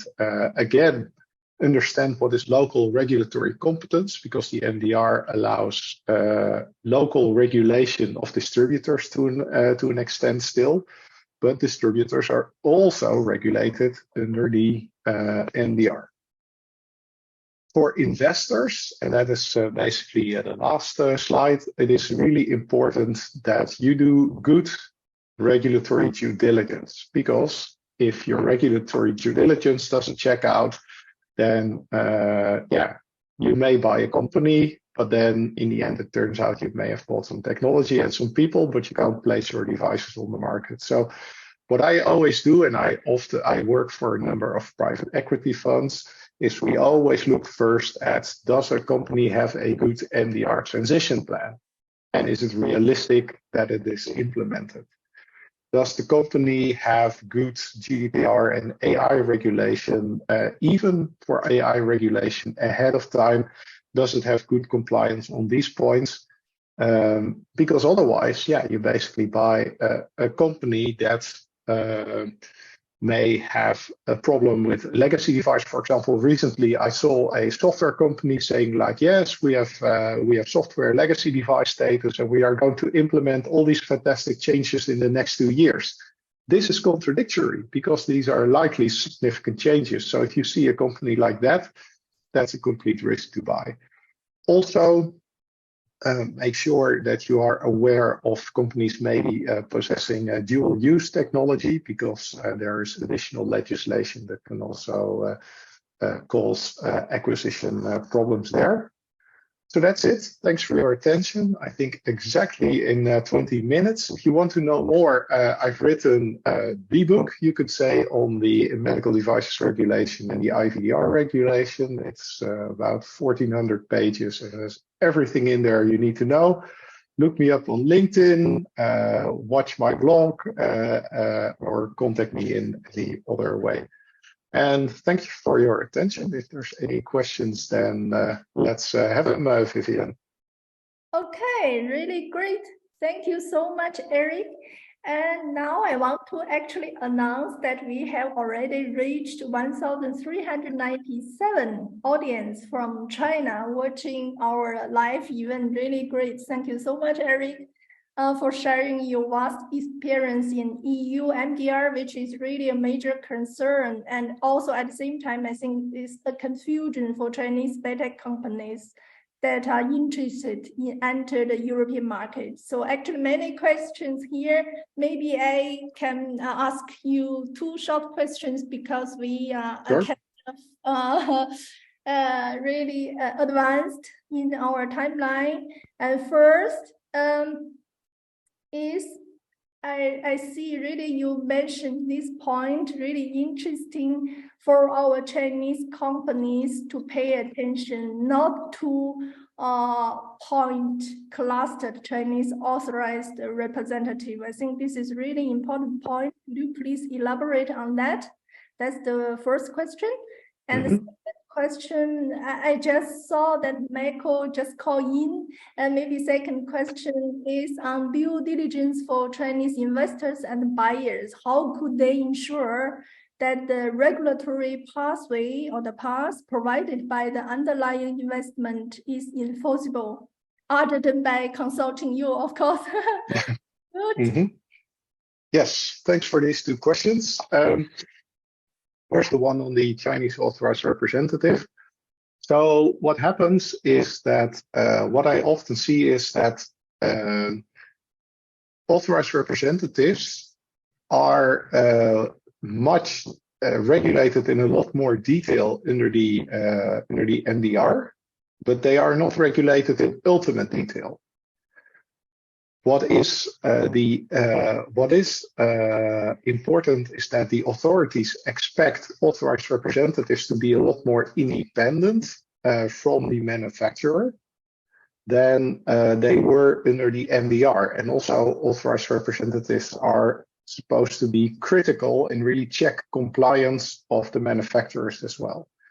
My experience is that where you get these, let's say, specialized authorized representatives, they tend to have their own, let's say, more informal procedures with manufacturers, and that also works for authorized representatives from other areas of the world. You see them that specifically cater to Japanese, that specifically cater to South Americans. And the problem is that when you get a lot of, let's say, uniformity in an authorized representative, that it's very easy for an authorized representative to treat everybody in the same way, which might not be the way that the authorities would want to see it. So the problem is then that if that way turns out to be non-compliant, it affects all of their customers. And my experience with authorized representatives that do not specify in a particular demography of manufacturers, that they have a much more robust compliance culture, and also competent authorities will not look at them in a way like, hey, there may be something going on here, because authorities always look in terms of risks, right? So they will always look at, why are all these manufacturers clustering together at this authorized representative? This is a signal. It's a bit like when you have when you are looking at the highway with your surveillance cameras, and you have a lot of cars in one place, something is going on. So this is also how the authorities look at this, and they're often prone to go check out these authorized representatives quicker because they think like, okay, or it might even be curiosity where they think like, hey, but why are all these Chinese companies at this authorized representative? There may be something going on that we want to know about. And they are less likely to do that with authorized representatives that have a much more heterogeneous composition of clients. So it's not a discrimination issue, I would say, because that's of course easy to think, but rather they see it as if a lot of people with the same profile are clustering there, then something interesting is happening that we want to know about, or maybe should know about. That's how they see this. Then with M&A, so how can you ensure that the company that you are looking at to buy that is compliant? First of all, what I would do is, if you are to make the distinction between if you are not already active on the European markets and you don't know a lot about the MDR as a company. So, for example, if you already have a good regulatory team that is managing your presence on the European market. Listen to them.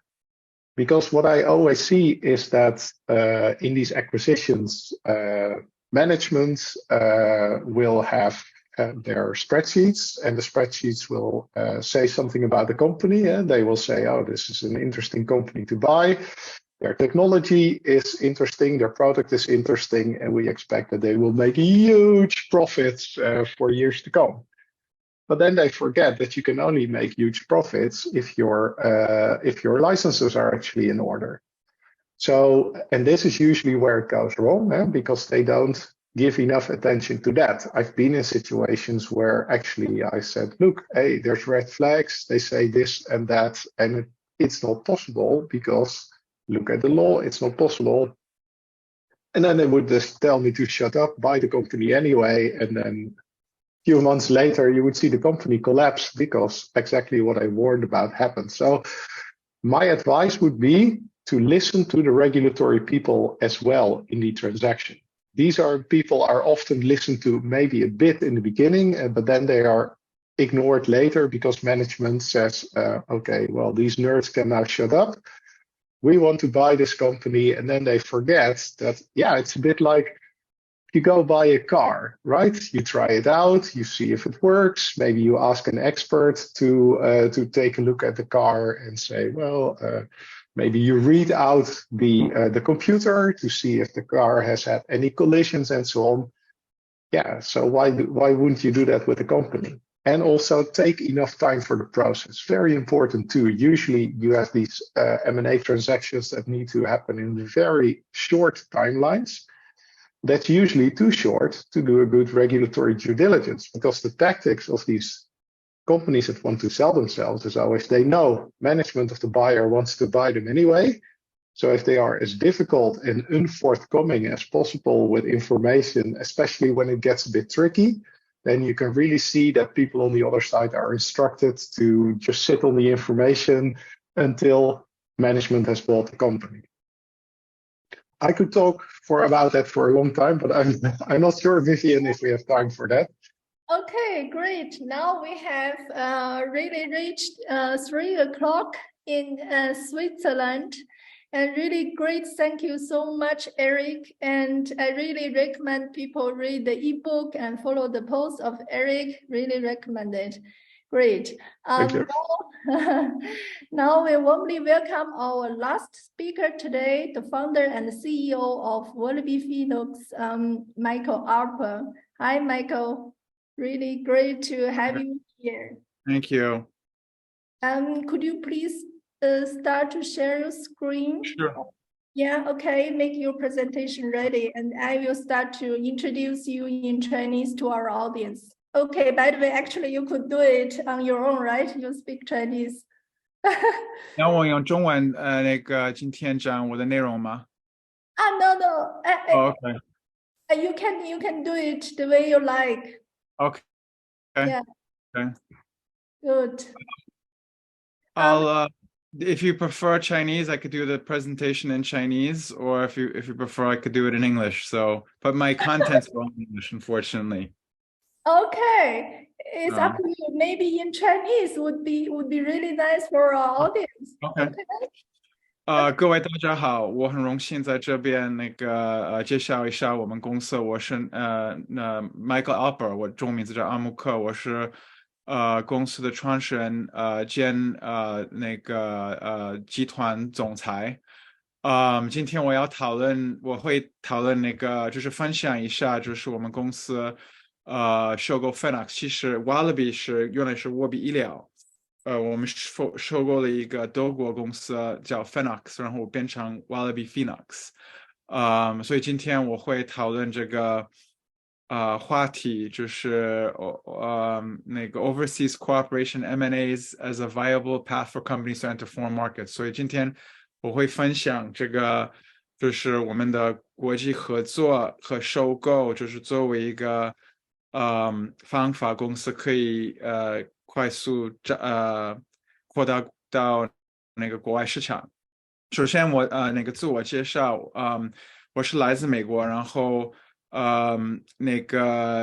原来我是学的计算机科学，后来我读 MBA，然后我读 MBA 的时候，我因为喜欢技术，也想对社会做贡献，所以我选择加入这个医疗器械。所以06年加入美敦力，然后他们派我到日本，因为我也会讲日文。08年他们派我到中国，然后我一直住在中国。我是中国女婿，也是有中文永久居留证。然后我10年离开美敦力，然后开始做一些这个领域这个行业的一个咨询顾问。同一年我认识我的另外的创始人刘斌，通过一个我的MBA 的一个校友，也是我们2个人非常好的共同的一个朋友。13年底我是了解到这个中国亚洲的发病率，就是中风的发病率的问题，因为其实中国是占全球的新发病人的40%。所以我了解到这个问题，又知道刘斌在这方面的可以说是资源，所以我说刘斌我们要做这个领域。然后14年初我们开始找一些代理的机会，可是这个我们找了出名的我们领域的公司叫 Penumbra， 还有一些其他的，包括 Phoenix， 因为其实当时我们知道 Phoenix 是在这个领域是很出名的，虽然不是很大的公司，作为一个创新的有创新的针对中风的一些产品的公司。所以15年也找他们，可是他们当时不考虑中国，所以我们就决定自己做。这个今天我会介绍这个领域，可是我们领域还是很有特点。因为而且我觉得我们公司的路也是很有特点，所以反正我会分享，希望也对其他的听众会有参考意义。可是我们也是有比较特点的一个路。所以因为其实首先就是我们成立这个公司，我们一直有比较大的一个愿景，可是其实最开始的时候，我们的策略就是国产替代，就是因为我们是这样的一个思路，可是我们是分析了这个市场。因为我们看了在这个就是国产替代还是有很多国产公司做得很成功，在冠脉支架、在骨科还有大支架领域，可是一直在我们领域没有做得很好，所以我们自己的结论是这个领域还是很有特点，它的风险是很高。因为这个涉及到很脆弱的器官的大脑，然后脑子的血管很迂曲，很容易破裂。所以我们觉得我们的结论是要在这个领域成功，无论如何在任何国家，包括中国，你产品的质量，就是从产品的质量包括功能，就是要非常好，就是你至少要最好的，就是美敦力、施赛克那种产品，至少要他们的水平，甚至要比他们好。所以从公司成立的时候，我们的就是原则是做产品要做的就是最好。所以这个因为我们的特点就是我们开始有这样的一个原则，我们就是我觉得是因为有这个原则，我们才就是成功的后来的收购 Phoenix， 包括我们变成一个全球性的公司，都是跟这个原则有关系，就是因为我们是有这个结论，有这个策略。所以反正我先多介绍关于我们公司和也这个领域。反正我们一直是眼睛是很大，因为我们是中国最开始的时候就是集中中国，最开始我们也是考虑全球，可是从中国开始，因为中国是40%的病人，所以我们觉得在中国我们有成为第一，我们有机会就是成为全球广州中风患者最多的医疗科技公司，所以是这样的一个很大的一个很雄心的的一个愿景，因为我们就是想对社会做这种贡献。然后这个领域就是反正中风领域每年有大概1300到1500万，中国是占40%。然后有出血有缺血，出血是动脉瘤导致的，缺血是那个血管堵住导致的一些中风。然后有颅内沙窄也是缺血的一种，也有那个就是那个几种缺血中风急性缺血中风，所以不同的那个领域有不同的产品，就是对出血有弹簧圈、有泌网支架，还有支撑弹簧圈支架，还有一些通路的产品除栓，然后对那个缺血主要是那个除栓支架、抽血导管，还有一些其他的辅助的产品。颅内沙窄有颅内支架，还有那个扩张抽囊，可是这个领域还是产品是很多所以你要在这个领域你要做，其实这个跟其他领域也是，因为这个领域也要很多东西，所以我们的就是不仅仅要产品是非常好，你也要很完整的产品线，就是为了做大。这个也是跟我们收购 Phoenix 的原因也有关系。所以然后这个市场也是一个全球性的市场，就是其实美国、欧洲、中国和日本，其实这是这4个市场是占全球的85%从收入的市场，所以其实这个也是而且其实这些专家也是这个领域的专家也是一个国际的一个人群，因为虽然这个市场是什么大，很 niche， 而且这些专家也是很 close， 是一个全球性的一个圈子，这个也是我们领域的一个特点。所以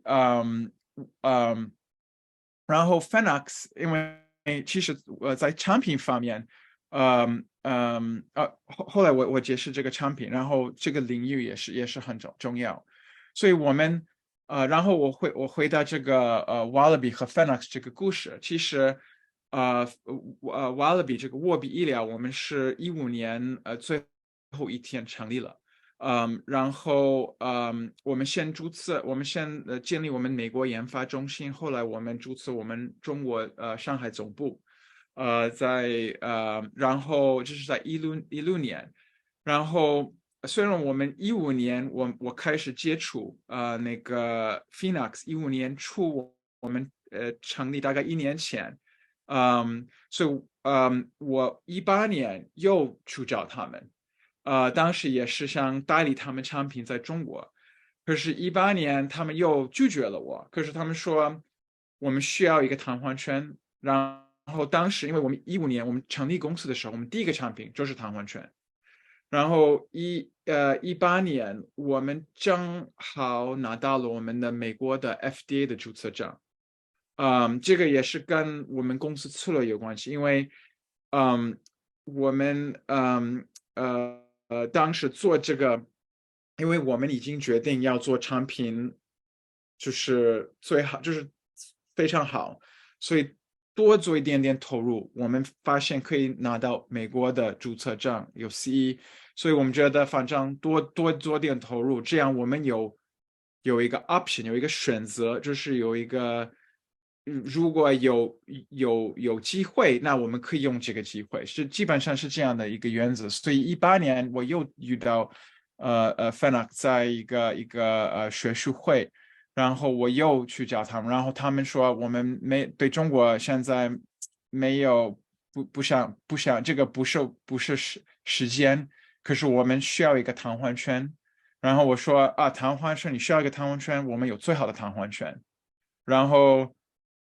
他们很怀疑，就是说，真的吗？我就是不相信。可是后来，他们做了让我们就是去阿根廷，让那个有一个拉丁美的一个大腕，包括一个德国的大腕都到那边去，然后都让我们就是他们都做了很多，其实他们有几个病人就是用了35、45个瘫痪圈，然后最后都用完了，在4个病人，他们说 OK， 我们觉得瘫痪圈很不错，想合作，所以19年最后我们谈好了，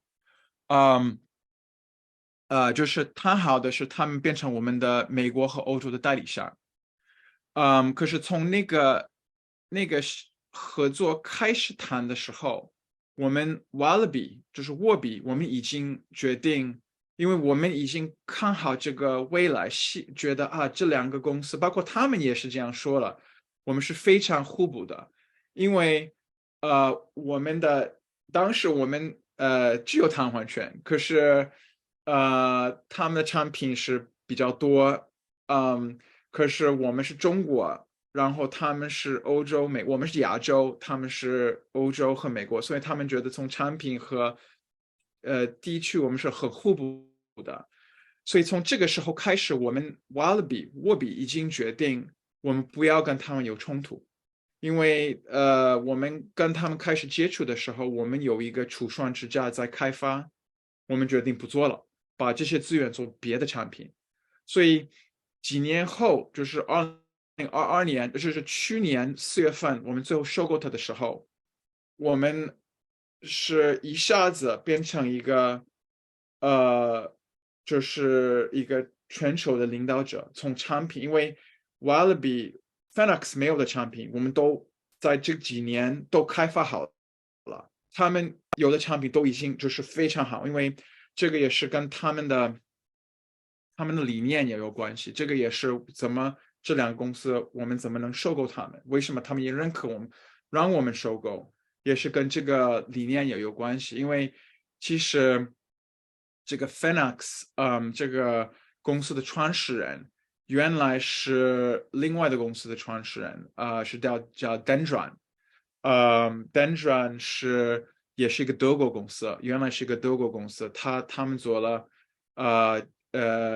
其实是90几年成立的公司，然后后来他们被一个叫 MTI 公司被收购， MTI 被 EV3 收购了， EV3 被科辉收购了，科辉被美敦力收购了，然后他们其实 Dendron 是有2种产品，一个是弹簧圈，另外是除霜支架，现在的美敦力的那个除霜这 Solitaire 其实是他们发明的，所以而且这个 Solitaire 是全球的除霜支架60%多的市场占有率，可是他们为什么其实是 MTI EV3 收购 MTI 之后，他们把这个德国的技术转到美国，然后把德国的团队都炒掉了，所以在 Dendron 的那个他们再生了一个凤凰 Phoenix就是这个意思，就是所以而且他们一直不想再有一个Dendron，不想有，所以为什么就是他们也最后我们收购他们也接受了，因为他们也是认可我们有这个也有这个信任关系，而且他们看到我们是非常互补的，就是其实也是互相依靠的，就是这2个公司一起来了，就是一下子我们是有这个全球的布局，也有完整的不仅完整的产品线，所有的产品，因为其实这个领域还是这个特点，你有完整产品线，如果你产品都不怎么好，没有人会用你的产品，你没有太多的意义，所以这是我们大概的一些经验，然后因为我现在不知道时间怎么样，所以现在我们是一个全球性的公司，然后有700多个员工，然后有350多个专利，销售在6个多的销售区域。我们重点还是中国、美国、日本和欧洲这4个地区，因为这是全球85%的那个市场。可是我们覆盖还是60多个国家和地区。我们也有5个研发中心，包括中国、美国2个在德国，还有1个在爱尔兰，然后有3个研发中心，中国、德国和爱尔兰。所以我们收购 Phoenix 之后，我们也所以你看，我们是一个变成一下子一个全球，我们把他们的管理团队融入了到我们，就是其实变成一个公司，真的是一个就是像一个合并的一个样子。所以你可以看到我们是一个很全球的，而且这个我们的人也都是EV3梅多尼氏赛克的全球的原来的很强的一些人，就是包括我们现在的 CEO 其实 James 我也是其实15年最开始跟他接触，我们也最近让他作为我们的 CEO， 就是这个因为这个人也是做了30年这个领域，所以所有的专家都是全球，包括中国、日本、美国、欧洲都是对，就是很认可这个人，包括我们的销售团队原来都是很强的梅多尼氏赛克的，包括中国也原来是一个1v3的那个老大，那个这个Grace， 对。然后产品上这是我们已经商业化的一些产品，包括弹簧圈这个是 Wallaby 的产品 ，Esperance 是 Wallaby 的产品，包括这个 Pinovis 17是 Wallaby，Pelotier 是 Wallaby， 然后其实后面也很快，我们也有很多产品其实是 Wallaby， 马上会在中国和美国快速拿到注册证，因为其实包括日本也快速在拿到注册证，现在欧洲因为 MDR 的问题是比较厚。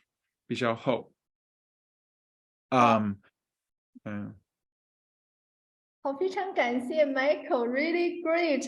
我不知道那个中文说的这么棒哈，我们今天我看到那个直播间，也是好多在说中文讲的太棒了，真的，我觉得可能是您在中国生活的时间也很长，然后呢有一些问题哈跟您讨论一下，因为我们务比医疗成立之初呢，其实就是由您和刘冰先生对吧一块儿，然后我感觉哈就是一个中美的一个完美的配合，因为在企业比如说国际交流啊，或者我们谈出海啊，那个就是跨境的交流，不同文化区域，这个其实会给我们企业带来很大的一个我觉得是很大的优势，因为其实刘冰非常本土的，我跟刘冰开始合作的时候，那个其实我中文变成这么好是归功刘冰的那个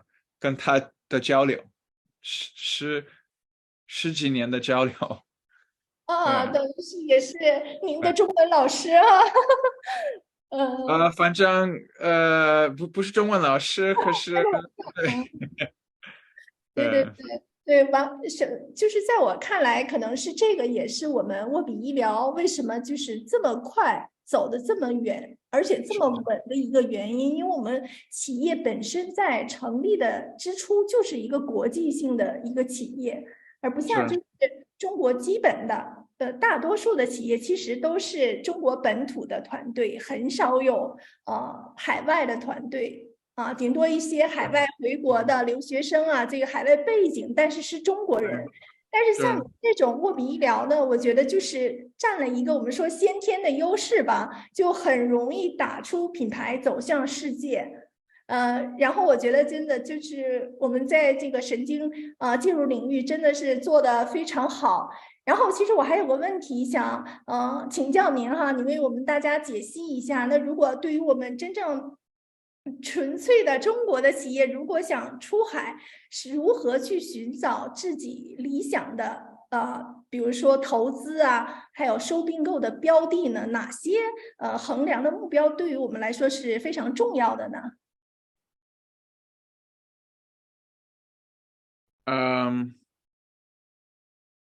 我觉得这个问题就是那个。你说这是个中国，你要一个中国，你要为了出海，就是什么样的公司收购会最好？那个我觉得因为我知道其他的领域也做的在出海做的不错，其实我觉得基础是所以我觉得首先产品，我自己觉得，可是这是我有一点偏见，因为我的领域的特点。可是我也看了一些其他的那个国内公司在出海做的很成功。我觉得其实很大的原因是跟他们的产品有关系，所以他们收购国外公司。我觉得如果有这个基础已经做到，因为我看到，我不说那个公司名字，在那个gastro 消化科里面有一个公司做的非常好，就是是包括我因为我有一个朋友在加州，他也是在这个领域，然后他找了那个 Stanford 大学的专家，通过 Stanford 专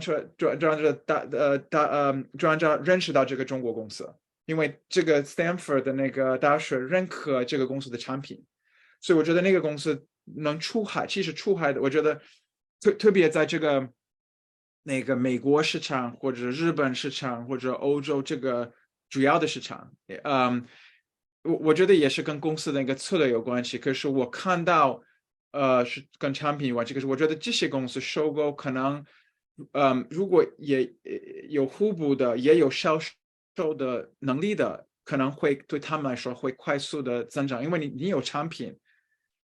下一个事情就是也需要，当然注册也是很重要。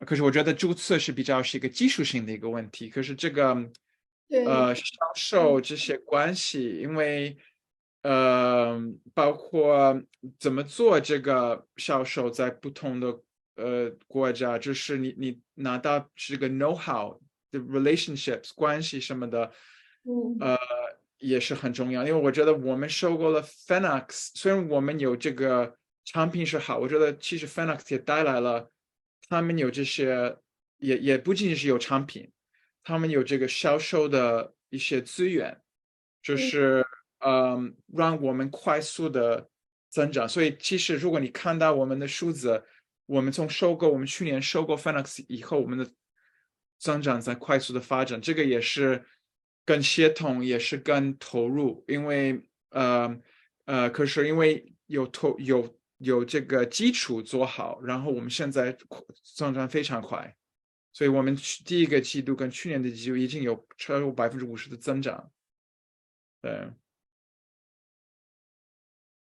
我听不到，不好意思。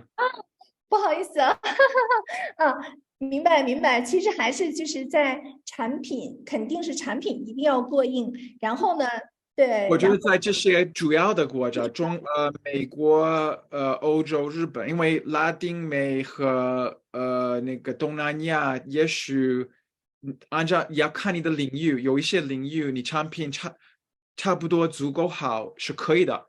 对，可是如果你要进入美国、欧洲、日本，你足够好的策略肯定是不行。你要产品是非常好。